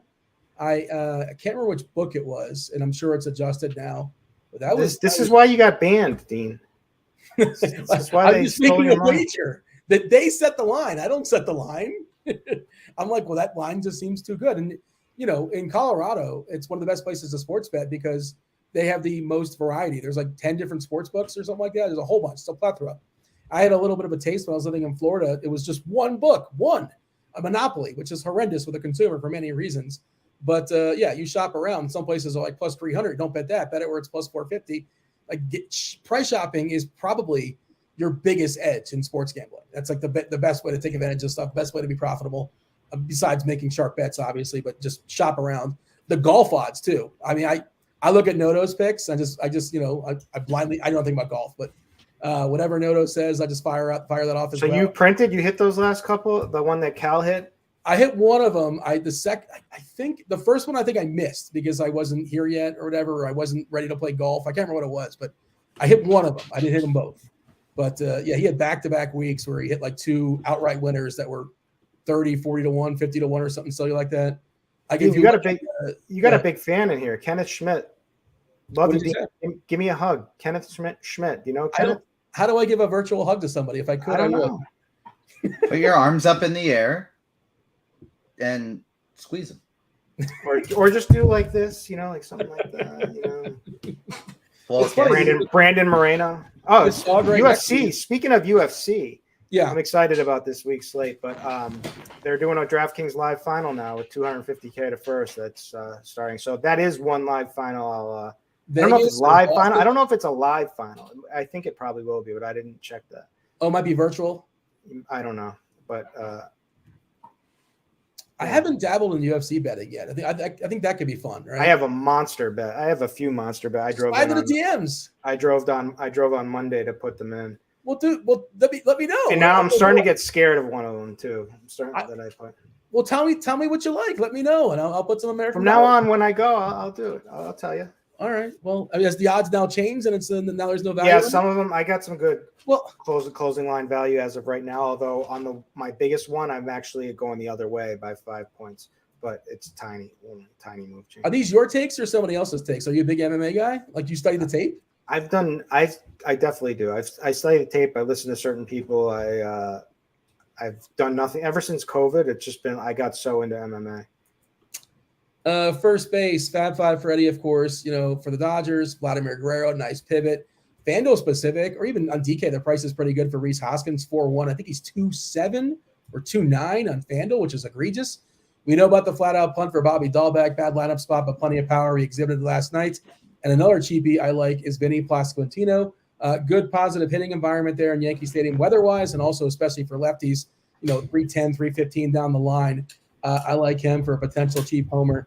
TJ, I ran a bunch of first basemen down. Your thoughts on those? Who do you want to add to the conversation? Yeah, I love that one a lot. My 3 highest owned at the position on FanDuel are going to be Dodgers, and then from there it goes Rhys Hoskins, Josh Naylor, Vlad Guerrero, and Anthony Rizzo. Cheap options I like as one-offs as well. I agree with the Dahlbeck and Pasquantino call, and I'd want to add Jared Walsh to there as well. CJ Cron is somebody I've been trying to get a little bit more of, but haven't been able to this point yet. But even if you're not stacking, I like him as a one-off. Showboat King is going to be live at UFC 277 in Dallas. Is that the one that's upcoming right now? Yeah, that's this weekend. I was thinking for some reason it was the one in Vegas, but it's that's this weekend. Oh, never look at Amanda the numbers. Nunez. I'm aware of her. Is she like ridiculously? Yeah, so she cost me like 30 grand on that in the lab when she lost. I won like 20 grand, but I had like, if she just won her fight, I would have won 50 grand. When I was there live. DraftKings gave me tickets. It was How deflating is that? Oliveira against I mean, I still like, so with Oliveira winning, I still did well. So, but yeah, it was like totally shocked. And my girl loves Amanda Nunes. So she was the one who was like more upset about it. Like she like was like sad for like the rest of the night. I kept saying like she's gonna lose, and my girl, you know, like during the fight while they were fighting, and then my girl turned to me and goes, "No, she isn't." and she does she know how much money? And she gave up. Yeah, no, I say things sometimes, depending, you know. But it was supposed to be me versus Big T for all the money. We both had like the same lineup but conflicting. I had Oliveira, he had Poirier, and but the wrench in that blew everything was Nunes losing. What do you have as far as first? Anything you want to add to the conversation? Your favorite first baseman, or you want to jump to second? How you want to handle it? I mean, you took care of everyone, right? Did you say Josh Naylor? I did it, but TJ did. Did you say Reese Hoskins? Yep. Derek Hall? Yep. Franchi? No, but I like Derek Hall too. You didn't say Hall, but you can play him. I didn't say Hall, but I like the Philly stack a lot. That was something. I swear, Franchi is going to homer one of these days. Yes, that's probably accurate. Eventually, he's not going to finish. I keep playing him. He's gonna hit homer eventually. That was my bet you whether you do or don't, he will have one more homer for the rest of his MLB career. It's a hot take. Correct. All right, let's go second. Yeah, Lux is really cheap, and he's Lux going to put it up in the lineup as well. Yep, got the 6th spot. There's Jimenez at in the 5 spot against Crawford. You know, he's hit really well this season in general. Scope, I feel like, is good for a bomb off Kikuchi, you hope. Altuve, Gleyber Torres, batting cleanup, overpaying, but you know. Did you ever come up with a nickname for Jonathan Scope by chance? I know you like to come up with nicknames for players. I use what you say, the mouthwash. I think that was a great name, Dean. Just curious. I'm not sure if it caught on like the tooth did, but and the funny thing is how you can't give in to a name. Like you still call him the Italian Nightmare. You can't call him Vinny Linguini like that. You got to adopt these. You're talking about Pasquantino. He's much more known as the Italian Nightmare than he is Vinny Linguini. Yeah, not on these RG streets. Well, in a very yes, in our small world, I suppose you're trying to make Vinny Linguini happen. It's like it's your own personal fetch. We got Stotts Tots. You like Stotts Tots, Bryson? Sure. Did anybody ever call him that? Sure. There you go. That's the thing. He's pretty cheap on DK. I like the Philadelphia lineup as a pivot away from LA. Some of the cheap guys that make stuff work there as well. TJ, what do you have as far as second? Yeah, second base today, obviously, you got your Dodgers leading the charge again, and I have a new set of lineups just finishing built right now. There we go. Javi Baez is my favorite guy here. He's the only one that I have higher owned than the Dodgers. And then Andres Jimenez, Bryson Stott, Tyro Estrada, Jose Iglesias. That's kind of where I'm going from there. It's a pretty ugly position today, so I'm basically just outside of Javi Baez. I'm just filling stacks here. So on second, on Fanduel, I love it, right? You know, with Muncy is 2.4K, egregious. Lux is 2.6K, egregious. And you mentioned Baez is 2.6 as well. Like a great salary saver with plenty of upside. I know Lux is not flash a lot of power these days, but I still think he's certainly well worth it. I think theoretically the power is going to come at some point. And again, Muncy's been a little bit down this year as well too. But I'll take my chances. They're going to, Muncy for sure is going to grab some ownership. I guess Lux is as well. People aren't going to spend up for Altuve, I don't think. I'm guessing not. And Scope is probably the 4th guy amongst that grouping. You know, Muncy 2.4, Lux 2.6, Baez 2.6, Scope at 2.2. Probably gets lost in the shuffle, but that's we were talking about Detroit as an interesting little secondary stack. What do you have as far as third, TJ? Third base today, obviously you still have Lamb and Muncy. My guy that I like getting to a little bit, who has been one of the hottest players in baseball recently, Heimer Candelario. This guy's just been absolutely smashing lately, and so I obviously like my Tigers today, and he's somebody that I'm going to have in my mini stack. Jose Ramirez and Alec Boehm as well. And then Matt Chapman is going to be somebody that I have in my Blue Jays stacks. An interesting one-off that I don't mind today is going to be Eugenio Suarez. I don't love the Seattle full stack, but I like them quite a bit as one-offs. We're 8 likes away from another Spidey bomb. And so let's hit that like button. We got over 300 people watching now before Carty, Roth, and Squirrel get here. Let's get it up over 125. If we hit 150, I can even give a third Spidey bomb. So the second one today, assuming people are clicking and we're going to hit it, is going to be Julio Rodriguez. We had a few people in chat listening to the morning grind last night or this morning and guessed that one. And they were correct. Julio Rodriguez is Spidey bomb number 2 today. All right. Third base. What do you have here, Kirkwood? Well, there's Muncy. There's Turner. Is Turner in the lineup? Yeah, he's in the lineup, right? Trey is, but not Justin. Oh, not Justin. Okay, so Muncy, Joe Ram, the top ones. Bobby Dahlbach is going to get ownership from double donning and paying off all the fish who played him last night. Matt Chapman down at 7, I kind of like. Alec Boehm, 3,800, batting third. He just took a shot at you, Dean, and you didn't even flinch. You didn't even notice. What did he say? I was reading chat. See, nothing. I didn't say anything. What sort of shots he taking at me? I'm right here. Nothing. Josh Donaldson, Eugenio Suarez. Trying to multitask. Those are the guys. Bregman. Repeat your shot. No, I just said Bobby Dahlbach's going to be popular after paying off all the fish who played him last night. Hey, you know what? Call me what you want. I'll take it. It's fine. And you were playing him as well. I guess maybe not last night, but yeah. No, I finally got off that train. It was a Martingale situation for me. I was spot committed. He was just crazy cheap. It wasn't like I knew he was going to 2 homers, obviously. I see in chat they're talking about MMA. Is that the Lewis guy? That's the guy that's like he's Black Beast. Yeah, he's a good interviewer, right? Is that I remember he's a great interviewer, yeah. He's also great if he wins after the fight. He'll do something. He'll lick the floor. The heavyweights though, never seem to they just gas out really quickly, right? They don't last very long and they just punch themselves out really quickly. Especially sloppy heavyweight fights. But I mean, there's a low level heavyweights, or those fights are off. They're disasters. And yes, Don Uzi, that is the quote I was thinking of when he was talking about how he felt after his fight was. Yeah, his balls were hot. I just saw that clip on Twitter. I'm like, this guy seems fun. We're still on third base. Is that correct? I apologize. No, shooting short now. All right. Talk to me about shortstop, TJ. We're going to probably have some time for questions from chat. Feel free to smatter them in there. The Crunch Time crew comes in about, 12, 15 minutes, give or take. Like you said, Squirrel Patrol and his billion live final appearances. You're going to hang out with him, TJ. Maybe you'll see him in Chicago. You guys are both qualifiers, of course, in the Fanduel contest. You got Chief Meteorologist Kevin Roth. He'll tell you what's going on. Weather-wise, there's certainly some games we're keeping our eye on. I want an update on that as well.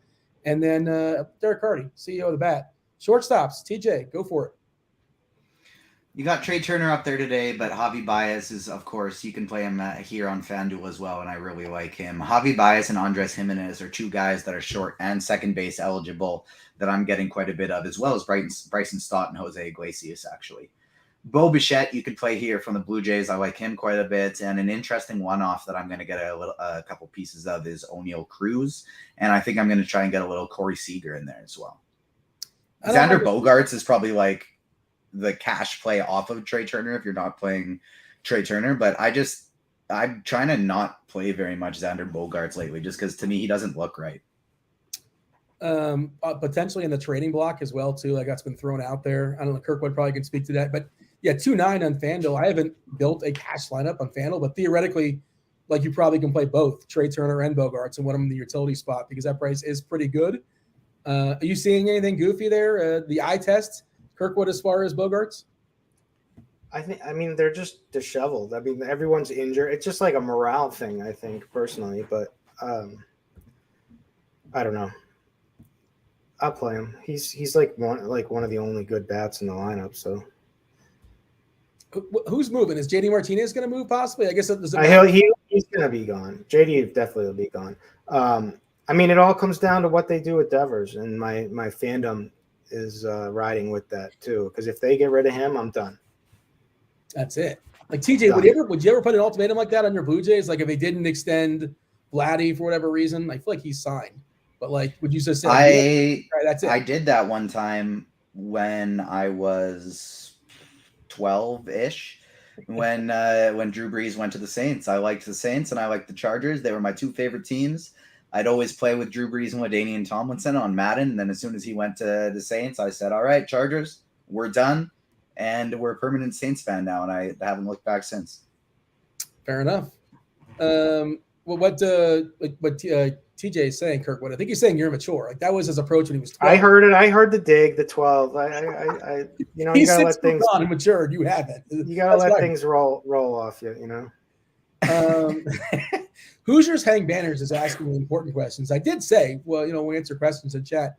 A hot dog, is a hot dog a sandwich? Of course it's a sandwich. It's a liberal interpretation, but it's a sandwich. Yeah, bread, it's a sandwich. meat. Especially a Costco hot dog for $1.50 with a soda. Well, why is it? You just like the value, but it's not any more of a sandwich than like a hot dog you make at home. It's great value. TJ, are you on board with this, or are you going to disagree? I'm kind of neutral on it. There's some great points being made in chat, though, that not only do we have to hit the like button for to get 150 for Spidey Bomb number 2, but if we hit 200, you're just going to start shaving that mustache on stream. Well, I mean, that's not a great point. It's not a point. It's just a comment. It's a great acknowledgement. It's a suggestion. I think it's a fact. I think all this hot dogs talk is setting off Burger Fan 69. I think Burger Fan's been set off since the start of the show, to be honest. I think you're onto something, by the way. Burger Fan and Zoomer. I saw earlier. And there's one more, Booby. He's with him too. They all have good names, though. Great names. Great names. I appreciate the names. I hope they qualify for the live final in Chicago, and they bombard all the RG guys. It'll be a fun conversation for sure. Do we got anything? Did you want to give me thoughts as far as shortstop, Kirkwood? I feel like you just got to talk about Bogarts. He covered it, but I'll be playing Baez tonight. Yeah, he's crazy. I mean, is that DK and Fanduel? Of course, on Fanduel the price is much more appealing, but certainly you'll play him with DK as well. Yep. The 4-2 is pretty fine. That's reasonable. It's not the crazy cheap punt he is on Fanduel, but 4-2 against Kikuchi. And that bullpen's not spectacular. Batting second, so a decent shot of 5 ABs, getting an extra AB on the road. What about the outfield, Kirkwood? Because it's the Dodgers, it's Betts, it's Bellinger. Schwarber on Fanduel's got a ridiculously cheap price at 3.3K. More pricey, of course, on DK, but on Fanduel, Schwarber at 3.3 feels like a potential cash game play. Can't roster all Dodgers. What's your approach as far as the outfield? Man, I don't know. I mean, it's Dodgers chalk. It's whether you're going to play it or not. Teoscar Hernandez is priced right, but he's going to be kind of chalky too. Franmil's cheap. You're looking for bombs in Fenway Park. If he gets a hold of one, obviously things should be good for Franny. Schwarber, Judge, Springer, Taylor Ward is a guy I like tonight. Let me double check he's in the lineup. Yeah, he's in the lineup. Yeah. Okay. Yep. I don't know. Those are some good ones. Let's Joey Gallo. How many strikeouts and does he homer tonight? I mean, whatever. He's on the hot seat, and we'll see how that goes. And certainly he can homer in a good positive weather, a great ballpark. He's got to hit it first. Weather doesn't matter if you don't hit the baseball. But look, I wouldn't cross him off the list if I'm stacking Yankees. He's in the mix for me. Sure, why not? He's had a double dong game this year. We've seen that before. I know the season's been terrible, but we care about tonight and tonight only. But I just want to note, you're talking about how humid it is in Boston. 2 fly ball pitchers as well. 47.4% fly balls from Crawford. And I think McKenzie's even higher. McKenzie, 46.2%. That's according to our plate IQ stuff. I think it's weird because if you look around, Fangraphs has it a little bit different. But they're both high. Yeah, McKenzie 50.5% on Fangraphs. I don't know why there's a dispute, but it's still a big fly ball pitcher. The top 2 fly ball pitchers tonight, in fact, are both in Fenway. What do you have, TJ, as far as the outfield? Who do you like? Same guys mentioned. I think most of the popular plays are pretty popular and obvious for a reason. I like the Betts, Springers, and Kyle Schwarbers. But Julio Rodriguez is going to be probably my favorite tournament pivot. I think Alvarez and Judge are more than fine to play up top. But Julio Rodriguez would be my favorite tournament spend. You can play Josh Naylor here as well, and with first base being such a strong position, I kind of like doing that. And then if you are trying to save salary with somebody who's not a Dodger, Franduel Reyes is probably going to be my favorite one, but I actually don't hate the Joey Gallo call as well. Just to add color to your J-Rod call, Urquidy is a fly ball pitcher. You got the the Crawford boxes there in left field, super short, right? 315 feet away, whatever it is, and a reverse splits power against J-Rod. And he's not going to strike him out 18%. It feels like a really good spot for J-Rod. I don't necessarily want to run out a full Seattle stack, but if nothing else, I like him as an a la carte piece. They're talking about the whole mustache thing, like Super Troopers inspired. Maybe this is like a bad take, or I didn't love Super Troopers. I know it's like a cult classic. Did you guys like Super Troopers? It wasn't for me. I didn't hate it. I watched it. It was fine, and I moved on. I haven't thought about it since. Any Super Trooper stands in the show? Is that just me? Don't they make fun of Canadians the whole time? They make fun of a lot of things, but like I just didn't. I think it's a lot of weed jokes too, if I remember. Because I'm not down with that. Let's just make that clear, okay? Thank you. I appreciate that. Well, your future home in Canada. We're going to be moving and get a. Yes, anybody who's not going to tax me. Let's go. They're watching. If they hear you besmirch Canada, they're not going to let you in. And by the way, I'm playing Castellanos tonight. He has been horrendous. He hasn't homered this entire month, but he's dirt cheap everywhere. 2-3 on FanDuel, and and he's like $8 on Yahoo, and he's 3,900 on DK. That's $1 if you're not aware. It's $1 above the floor on Yahoo. $8. Good Lord, I would play him too, and on FanDuel I'm probably going to play some as well. George has a question here, TJ, at 2v2. We got Hoskins and Naylor versus Walsh and Schwarber. Wow, those are both great. I'd probably go Hoskins and Naylor, but it's close. Roth is so upset about me besmirching Super Troopers. He's actually in the chat. Like, he's watching the show. He's hanging out in the bullpen. He's going to be joining us shortly. And I wasn't besmirching. I just didn't love it. I don't think people love it. You guys didn't seem very excited about defending how great Super Troopers was. Neither one of you took that bait. You're aware of Super Troopers, yes? Of course. Okay. Neither of them have seen Super Troopers. I can tell by their reactions. Yeah, I've watched it. There was a movie too. I've seen it, but I was they make 8 fun of when it came Canadians out. the whole time. We don't make fun of Canadians here, Roth. It's where I live. It's where Kirk. You know what do you have against Canadians? Rob? Wait, hold on. For the record, I like Canadians, and I don't even remember them making fun of Canadians in the movie. But it is an absolute classic, and I can't believe that you would say it was just fine. Like it's overrated. It's a fine. It's not like horrendous, but it's just sort of fine. Carty, help. Roth hating Canadians is the reason why I wanted to join up with RG. I feel like I could take him down in basketball because of specifically how he feels about Canadians. I can't even look at him across the way here, not just knowing that he hates Canadians. This is okay. I love Canadians. Let's be clear. I'm a big Canadian fan, and there's 0% chance you can beat me in basketball. Not 1 or 2, but 0%. Oh, I'm gonna absolutely dominate you. These young 29-year-old legs are ready.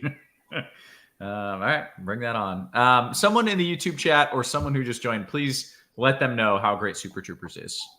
Carty? Well, I see somebody in chat saying, and Roth, you can confirm this. Jeremy is saying that you said it's a likely postpone in Colorado. You didn't say that, did you? No, I didn't say that. Okay, I just wanted to make sure that's Jeremy. Why are you saying that Roth said it's likely postponed in Colorado? You did not say that. Specific words were it's the most likely of the 3. However, he doesn't think it's the likely scenario. Thank you. Wow. Yeah. I saw it in chat and I wanted to clarify because I wanted to make sure that people don't believe that that's what's well, you're going to say verbally. You'll speak to it in a second. Squirrel or Carty. I bet Carty's got a hot take on you definitely have movie hot takes. Yay or nay? What side are you on Super Troopers? It's been a while since I've seen it, but I remember it being pretty overrated. There it is. Yes. Me and Carty. Did we just become best friends? The bat knows. The bat always knows. The bat knows. You want to sleep with John Stamos? Squirrel, how do you feel about Super Troopers? It's Step Brothers is better than Super Troopers. Oh, 100%. I think Squirrel's on mute. still He's is. still on mute. Yeah, you're on mute, Squirrel. He's laughing about something. He's Oh, no, joking. I don't think he knows how to unmute. He's perma-muted. Well, hopefully he figures that out. Oh, I think I just heard a mic come on. Squirrel? Am I here? Yay, there he is. There we go. Yeah. Every time I restart my computer, it's a big default thing. I always forget it. Sorry. We're talking about Super Troopers. Yes. Yes, thumbs up or leave the chat. Which one do you want to do? I don't. Is that the movie that came out in like the 90s? Like the bug movie? It's pretty old. Did you call it a bug movie? Yeah. There was like space alien bugs or something. No. that's You're thinking of Star different. Trek Troopers. No, it was the one where Yeah. they rip. It's the one where they rip on Canadians the whole time. Yeah, and Roth, we found out, hates Canadians despite Alan making a great point in chat that Crunch Time is in fact sponsored by Canada today. And so Roth is in some thin ice, as we like to say here in Canada, where there is as everywhere. you Canucks would say up north. No, to Hear be that? clear, More Canada slander. to be clear, I love Canada. And Super Troopers also, Starship Troopers also, fantastic movie. That's a cult classic. Yeah, I haven't seen it in forever, but I remember it being it's interesting if nothing else. It's worth checking out, but I haven't seen it in years. I can't. There's like 7 different like sequels. Don't watch those. Oh. And I don't know if Super Troopers 2 was good. I have no idea. But How do you guys have time to watch all these movies? I mean, you're too busy working on your ever since Naked HD. I can pretty much guarantee Super Troopers 2 is not good, Dean. Yeah, that seems like a reasonable assessment. But hey, the people want to hear what Roth has to say about weather because there's several games where weather matters. And, I want to hear it too. I got to build some lineups. We got to step aside and make way for the Crunch Time crew. So on behalf of myself and TJ, and we got Kirkwood as well, we're going to yield to Roth. We're going to yield to Carty. We're going to yield to SquirrelPatrol as well. The FanDuel sponsor Crunch Time begins now. Excellent stuff, as always, gentlemen. Bad movie takes, but good advice. Welcome to it here. This is Crunch Time, sponsored by FanDuel. If you haven't checked out the FanDuel single entry series, you got to do it. It's back, $50K in bonus cash up for grabs, 6-week opportunities. Plus, there's 2 doubleheader weeks, so 8 chances to win in the FanDuel single entry series. Top 4 scores each week count towards your combined score. Top finisher in each series gets an all expenses paid trip to the single entry series championship in Chicago, September 9th. Your shot at a $10,000 prize. It just seems like something we should all do because it's single entry and it's your best chance for winning. And then also you're getting bonus money just thrown at you for just on top of already your winning. So make sure that you guys are filling that up every day. Sponsored by FanDuel, and TJ says sponsored by FanDuel and Canada. Yes, show sponsored by FanDuel and Canada. Joined by 2 of the sharpest minds in the biz. One, Mr. DerekCarty. He is the vice president of the Bat. Carty, what's happening, man? Step up from captain, but I was going for something worse, but that's all I could come up with. How you doing, man? I'm doing all right. Your taste in things is questionable, Roth. Let me tell you. That's just a horrible take. I have the right taste in all things. In all things, I have the Debatable. right taste. You're causing me to question it. I'm starting to question everything I know based on some of the takes that I'm getting on this show. Hey, we got Squirrel as well. Squirrel, how you doing, man? Good. Yeah. Good night of baseball. It's a pretty interesting slate. Okay. You got the Dodgers in Coors Field. You got like a standout pitcher. So it's going to be interesting to see where things land. Okay, we do have 3 games with weather concerns, and I imagine they're 3 games that people care about, being that it is in New York, in Boston, and in Colorado. So let's start with New York. I think they're just going to play it, and they're probably going to dodge the storms. There's a chance for a delay. I don't see anything imminent that would cause a delay. So if it happens, mid to later innings, and the more I'm looking at radar, the more I think just these kind of scattered storms, none of them look to be going directly over the ballpark.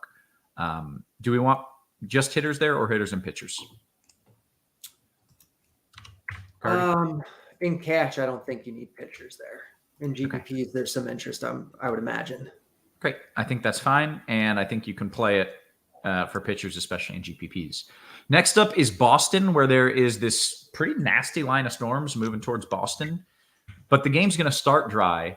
And then any point from the mid to later innings, this line could move in. Models also do have it weakening as it moves in. So they either get a mid to late inning delay and finish up, or they just play in the rain and finish up. I guess there's a low chance that rain moves in the 7th or 8th and they just don't finish. But I don't think that's likely enough that you should fade bats for it. So again, I asked Carty, do we want pitchers here? Pitchers where? In Boston? Oh, no. Good.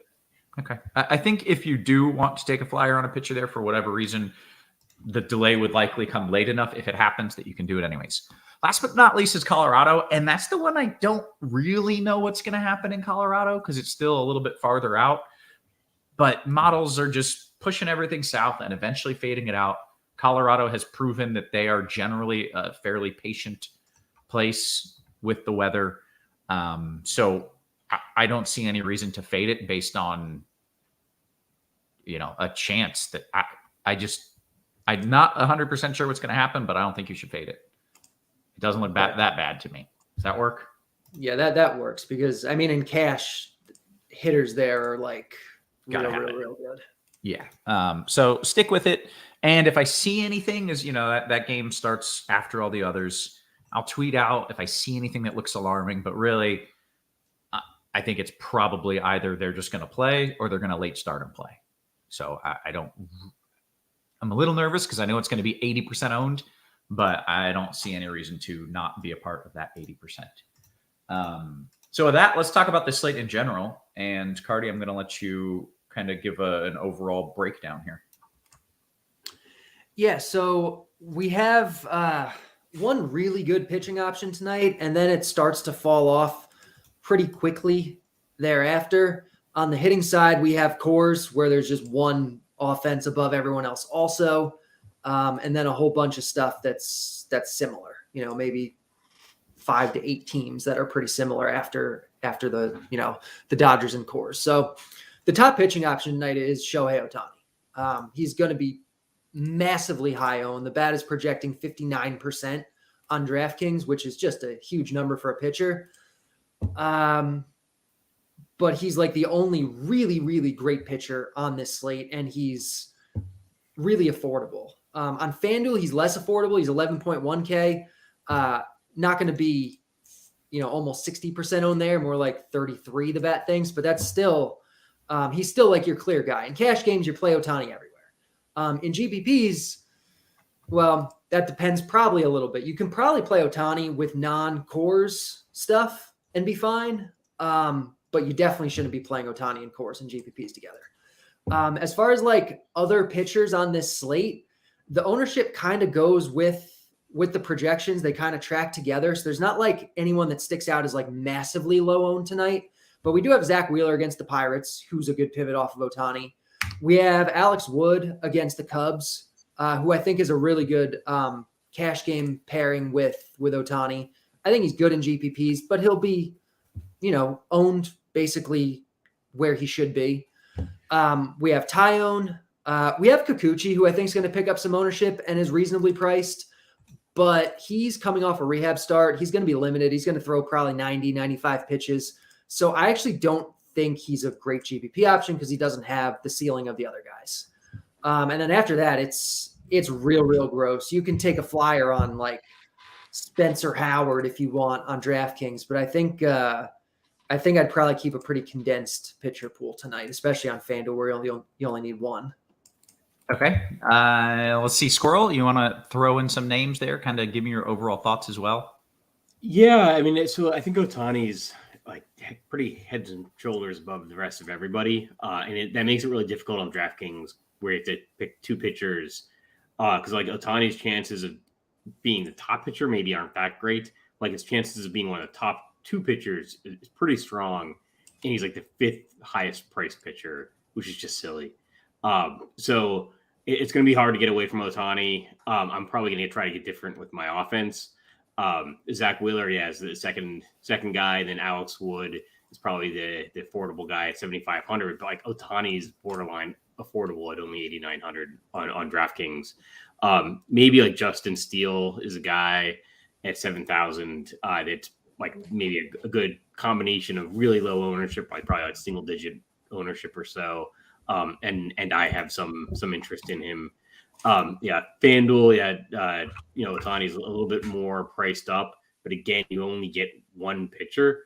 So like, it's really tough, like, because there's just not that many guys after him that I would really want. So it's like on FanDuel, it's like Ohtani, Wheeler, Wood, and then you're really kind of scraping not the bottom of the barrel, but like the upside just isn't that high. Maybe Tristan McKenzie, maybe like Brady Singer, but like that's like if you're trying to beat like 30,000 people and find a guy with super low ownership on FanDuel, like maybe throw in a few Singer lineups out of 150.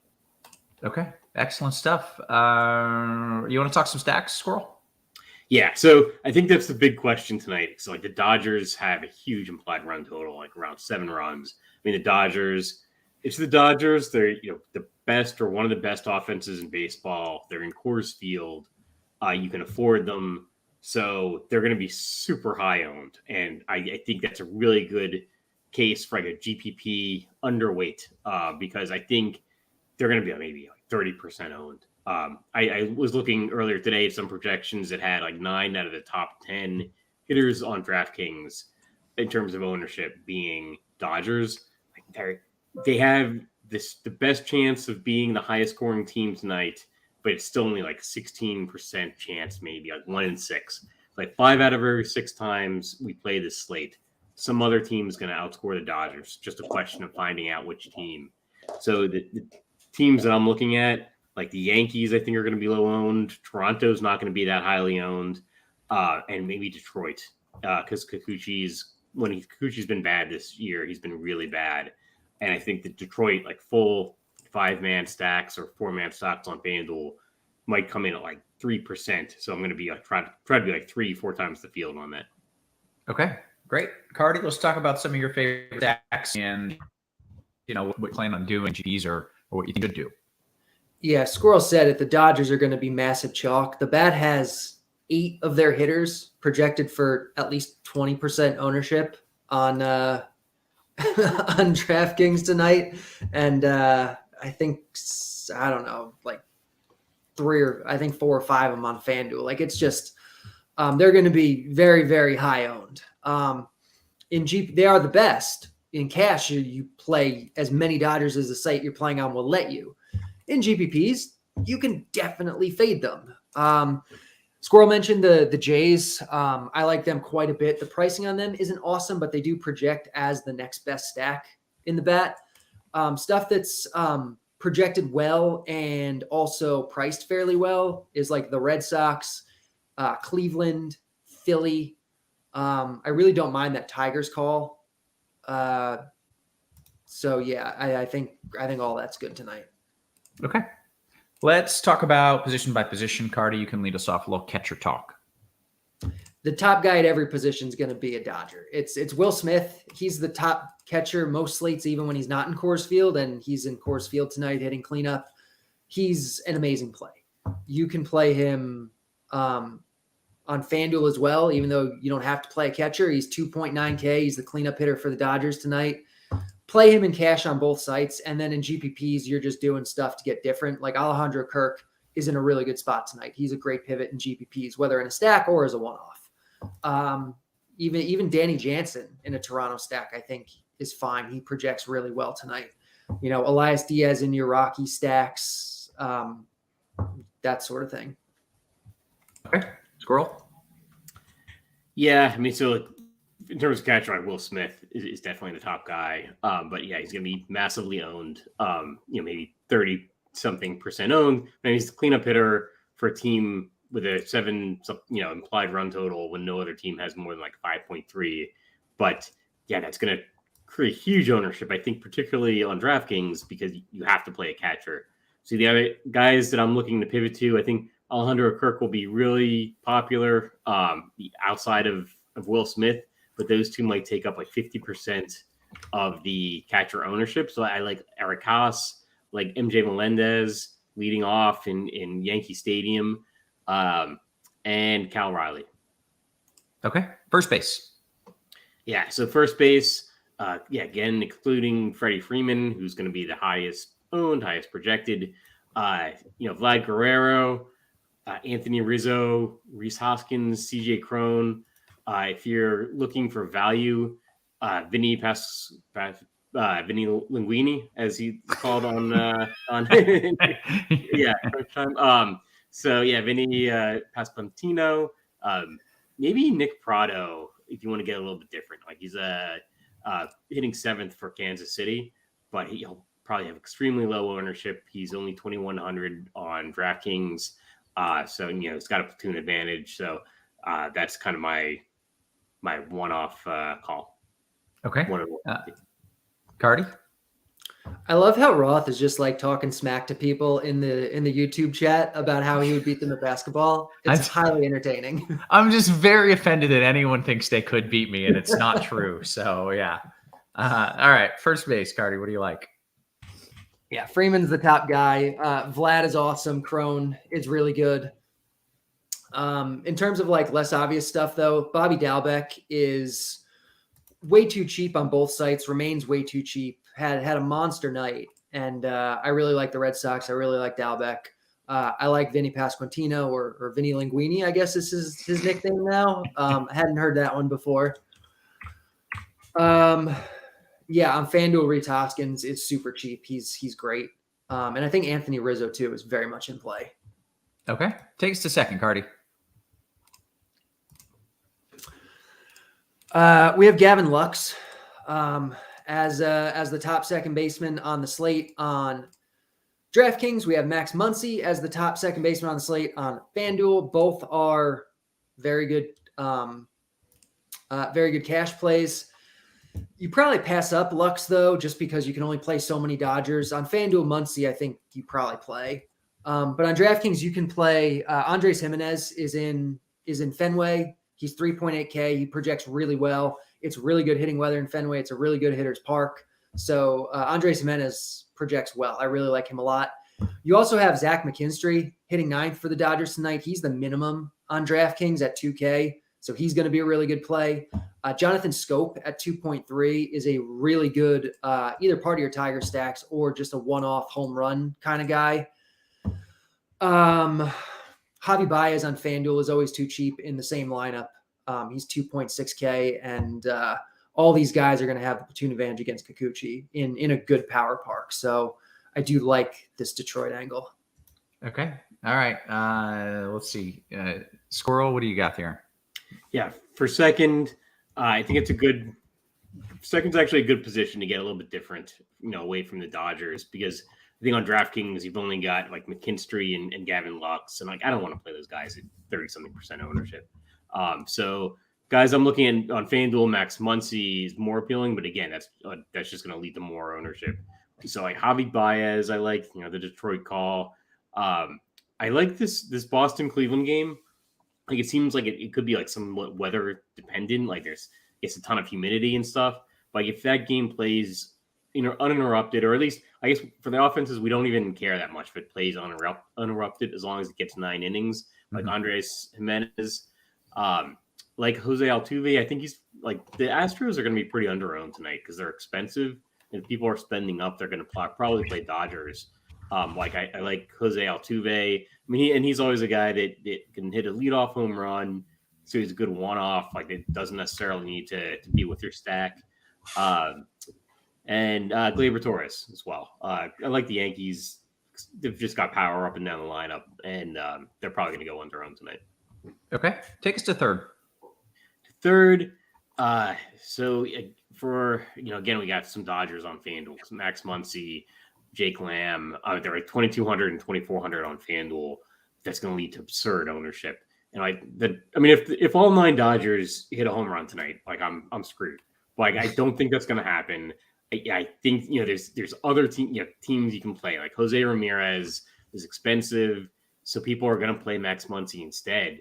Like if Ramirez hits 2 home runs in the humidity in Boston, then that's a slate breaker right there.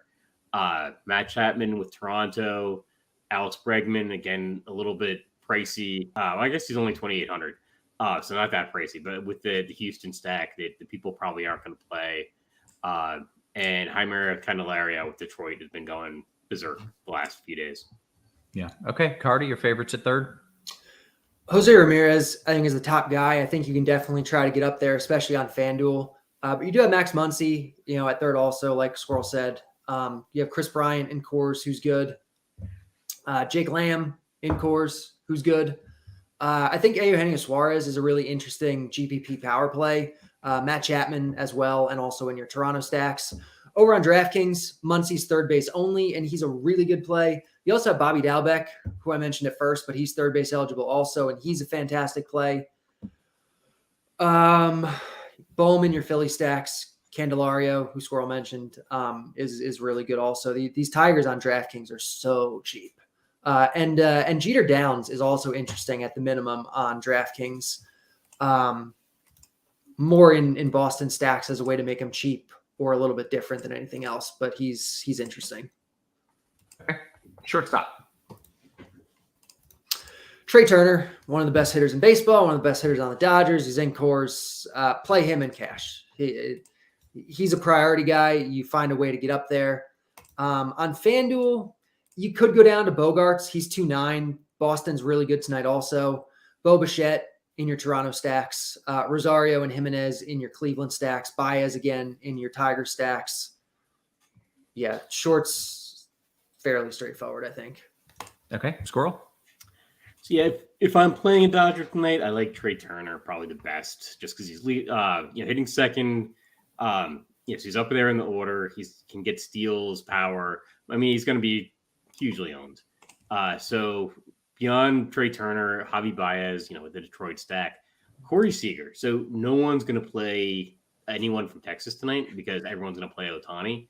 So I don't mind if you're 150ing, like if a Texas stack is going to be 1% owned, have 5-6% of your lineups be Texas stacks. It's like Ohtani's not untouchable, and you just never know what's going to happen. So especially if they get into the bullpen. So I really like Corey Seager and all power hitting Texas guys for tournaments tonight. All right, take us to the outfield, Squirrel. Outfield, again, Aaron Judge. I always like guys that have a huge amount of power that are just not going to be that highly owned. So Aaron Judge, I think, is going to get lost with all of the Coors Field stuff. Same thing with Yordan Alvarez, Julio Rodriguez. Guys that can hit 2 home runs and just are not going to be very highly owned. That's what I'm looking for. For value guys in the outfield, you're going to have a lot of people playing Lamb, a lot of people playing McKinstry. You can play Yerman Mercedes. He's also minimum priced on DraftKings at 2,000. Very few people are going to be playing Giants because the lineup just came out. Other value guys, maybe Ryan O'Hearn at first base, outfield eligible on DraftKings, stone minimum at 2,000. Okay, Carty.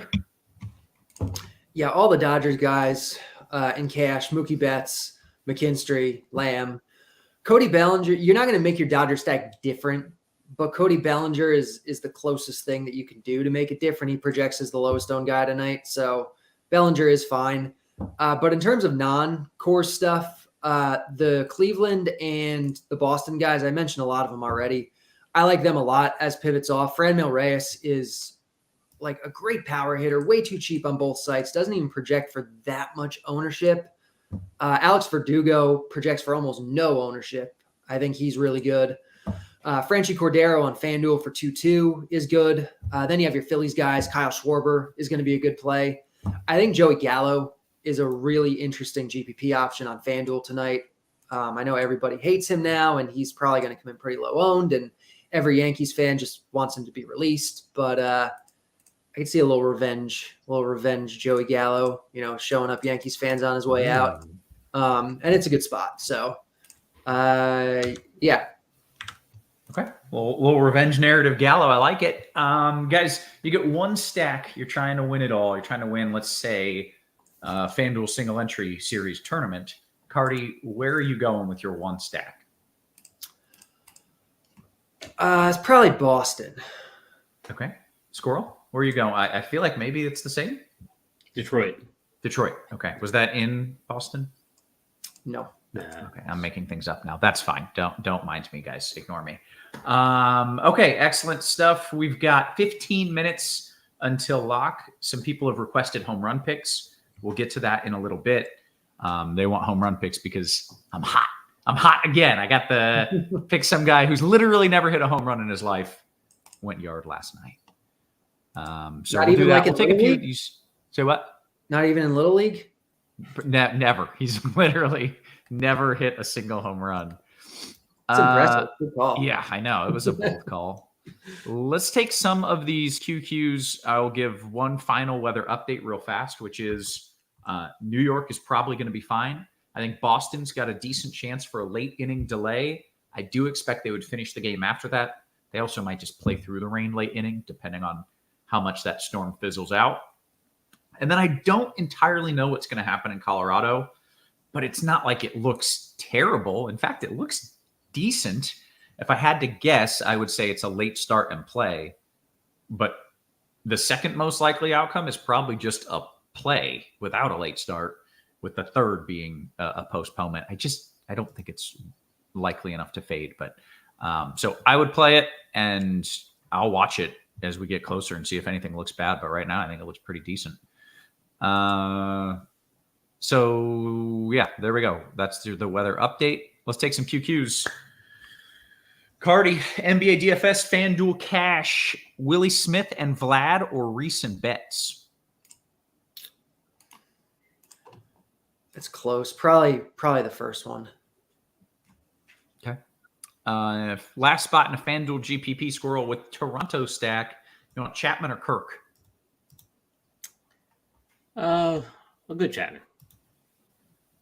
Yeisman, DK Cash, Carty, Will Smith and Chapman, or Kirk and Muncy? We're combining our questions here. Will Smith, Chapman, or who in Muncy? It was Kirk and Muncy. Probably Will Smith, Chapman, but they're both good. Okay. I like this question, and Squirrel, I'm going to give this to you. Fick Nostrum says, should we take the trade deadline into account for guys who may or may not be moved, or is that just galaxy braining things? I think it's galaxy braining things. I don't think you can really know. Like, in terms of either being showcased or even like being pulled mid-game or something, like it's not even trade deadline day yet. So it's like 5 days away still, and you're going to have to hit a real tight window for the guy to miss some at-bats because of a trade. Like, it's got to happen within a couple hour window, and it's just unlikely. Okay. All right. Maybe on like the final day of. Then maybe it's it's more of an NBA thing where like right. You can't take a zero, and the trade deadline sometimes is like 6 p.m. or whatever, or 5 p.m. Gotcha. Okay. All right. Let's go to D Gold here. This is FanDuel Cash, Carty, Franmil, Slater, or Casti in FanDuel Cash? Franmil. Crazy Coop says in single entry or 3 entry max, DK, Squirrel, is this a night to leave more than normal salary on the table? Yeah, I think you can. I don't think that's a bad idea at all, because I think we're going to have so many similar looking lineups that get something like do something really different. I think that's okay. Okay, great. Aside FanDuel Cash, this is a 3v3 for you, Carty. Springer, Free Money Freddy, and Ward, or Mookie, Vladdy, and Super Nintendo?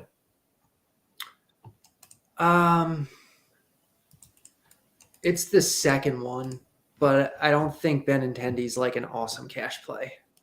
Okay, and then Carty, a follow-up on the earlier one. It was Franmil, Slater, or Casti. We're throwing Verdugo into that mix as well. So Franmil, Slater, Verdugo. Still Franmil. He's one of the best plays on the slate at his price.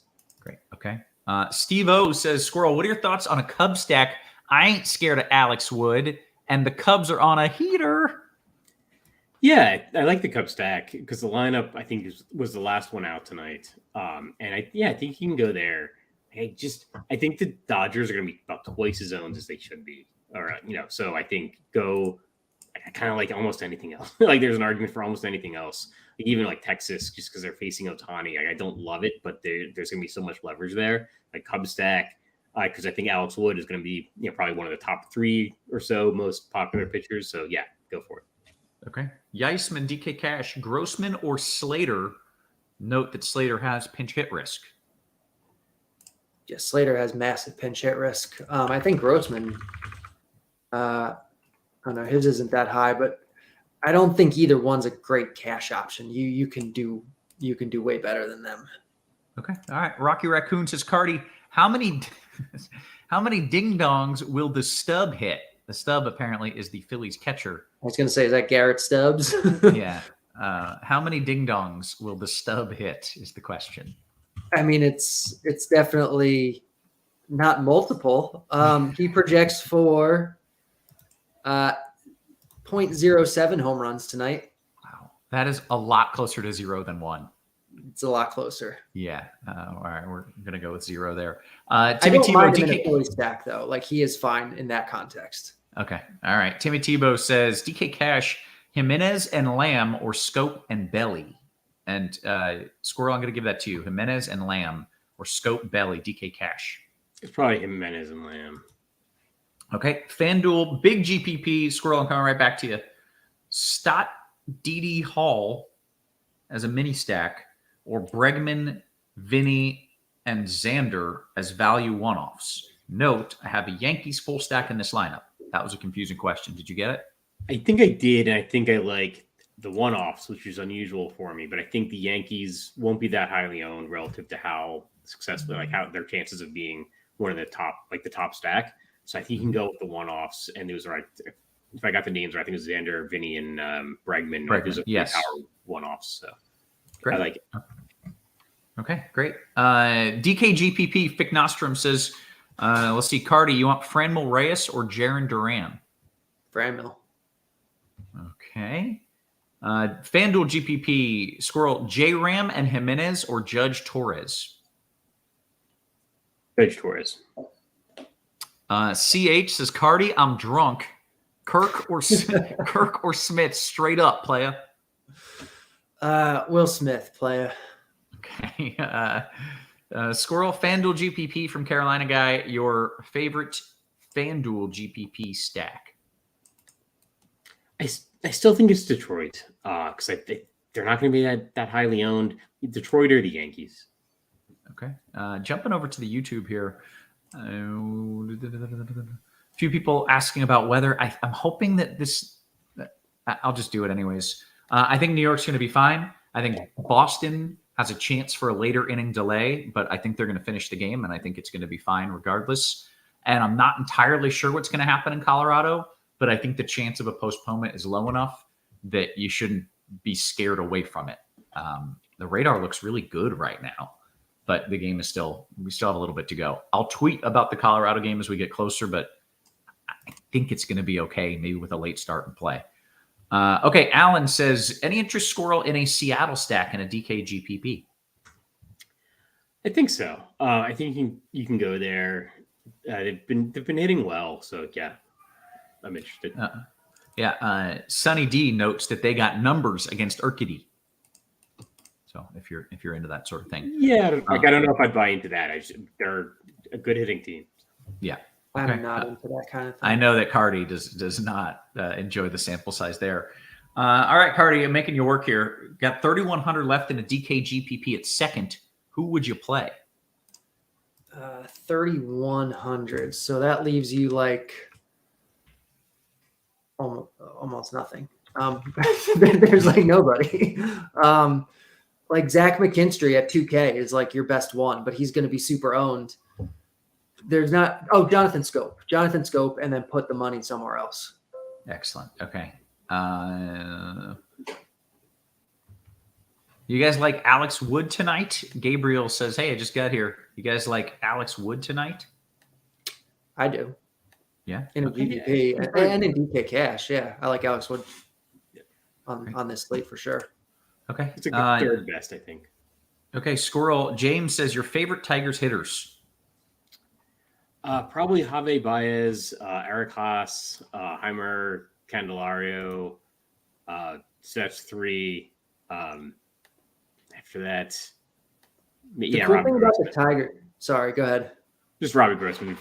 Yeah, the cool thing about the Tigers is you do get to fill some pretty crappy positions stacking them. Like Haas is one of the better catchers tonight. Scope for his price is one of the better second basemen. Like you get to fill some crap positions with the Tigers, save a bunch of money, and spend on other good stuff. So the Tigers are a really good stack. That does. So then your one-offs are like the dudes you actually want. Yeah. Yeah, that makes sense. All right. A few more QQs coming in here. FanDuel GPP Squirrel, your favorite pitcher in a FanDuel GPP? I still think it's Ohtani. Like I wouldn't try to get like under the field purposefully on Ohtani because of ownership. Okay. Carty, Betts or Alvarez in a FanDuel GPP? It depends entirely on the rest of your lineup. Like Mookie Betts is clearly the better play. Are you playing a chalky lineup around him, or are you playing a Tiger stack or a Pittsburgh stack? Like it's just make the decision based on that. Okay.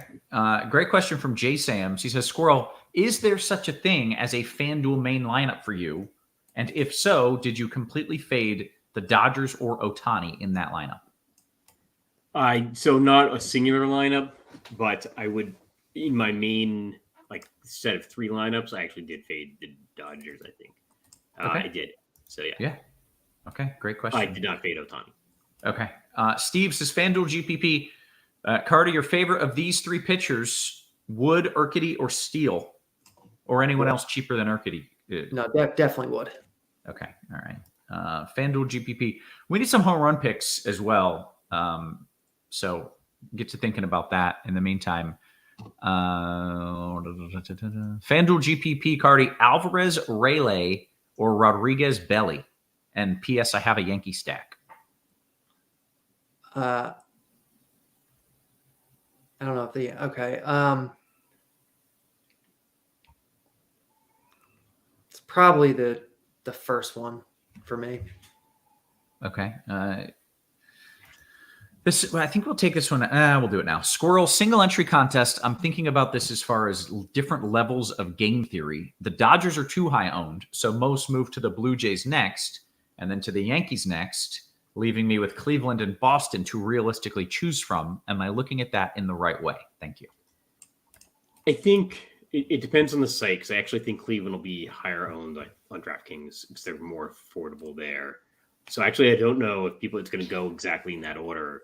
Mm-hmm. I think I like Toronto and the Yankees because I actually think they're not going to be that highly owned, because I think people are going to go to the value stacks after the Dodgers. Okay. In terms of ownership. Okay, let's see. Carty, let's see. Sean says FanDuel, last spot in a FanDuel GPP with a Toronto stack. You like Chapman or Kirk? They're both good. I might take Kirk, but you're not wrong to do either one. Okay. CH says, should I eat a 4th edible? It seems like a bad idea, man. It feels like a lot. 3 seems like the proper amount. But grab a drink. Aside says, what are your thoughts on Bobby D or Frenchie in FanDuel Cash for Salary Relief, Squirrel? Maybe go with Frenchie, because I think Bobby Dahlbeck's going to be pretty highly owned because he was a slate breaker last night. Okay. Sunset Night says DK Cash, Carty, Lamb. Just kidding. Hey, Carty, Lamb or McKinstry in DK Cash. You can definitely play either one. They're both viable. I'd say probably Lamb first, but you're fine either way. Okay. We got one more question here. It was, is Singer sneaky good? He's been really good lately. It seems like the stuff is maybe a little bit better. The spot tonight isn't great. And, I don't love him in this situation, but yeah, there's a little upside. Okay. The fans are clamoring for a home run call, and I'm sorry I didn't give one. I haven't done my usual due diligence and research. But Carty, do you want to give a home run pick here? Yeah, I'll do Franmil Reyes. Okay. Squirrel, you want to give us a quick home run call? I'll go Aaron Judge because he's got by far the highest home run prop, and nobody's playing him. I mean, he's going to be single digit ownership. Sure. Okay. That sounds like a good one. And my home run call is a man named. I gotta see. Does this guy still hit bombs? Does Vladdy still hit bombs? Yeah. Yeah. Vladimir Guerrero Jr. going yard tonight. There we go. All right. Okay. Final question before we go. Did you guys see the Edwin Diaz closer music? Have you seen this video of him coming out? Yeah, I've seen it. Is it the greatest thing you've ever seen in your life? Yeah, it's pretty cool. I love the trumpets that Mr. and Mrs. Met play. Like It's so good. Everyone, all the crowd is all playing trumpets. It's so good. Squirrel, did you see this video? I did, yes. Holy smokes. Like, is there a better, like, this is, I think, better than Enter Sandman. Is that blasphemous? I'm sure there's a lot of people that would be upset with you, but I'll allow it. It's just so fun. Like, the trumpets are so fun when the horns start going. Like, if you haven't seen Edwin Diaz coming out to his closer music, I didn't even know closer music was really a thing. I was unaware that like people did this whole elaborate thing, but oh my God. A lot of them, it's not that elaborate. Most of them, it's not. It needs to be. I think Enter Sandman though is tough to beat because like there's whole like layers there, right? It's like an onion. You just keep like peeling back. It is, yeah. I mean, that was good. That was good stuff. But man, when those horns get going and the crowd is going crazy, like if we had a closer in Houston that did that, literally, if that was just a thing, I would go to multiple baseball games just to be a part of that.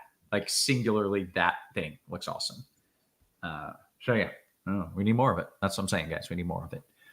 Okay, gonna jump into the QQs here. Okay, all right.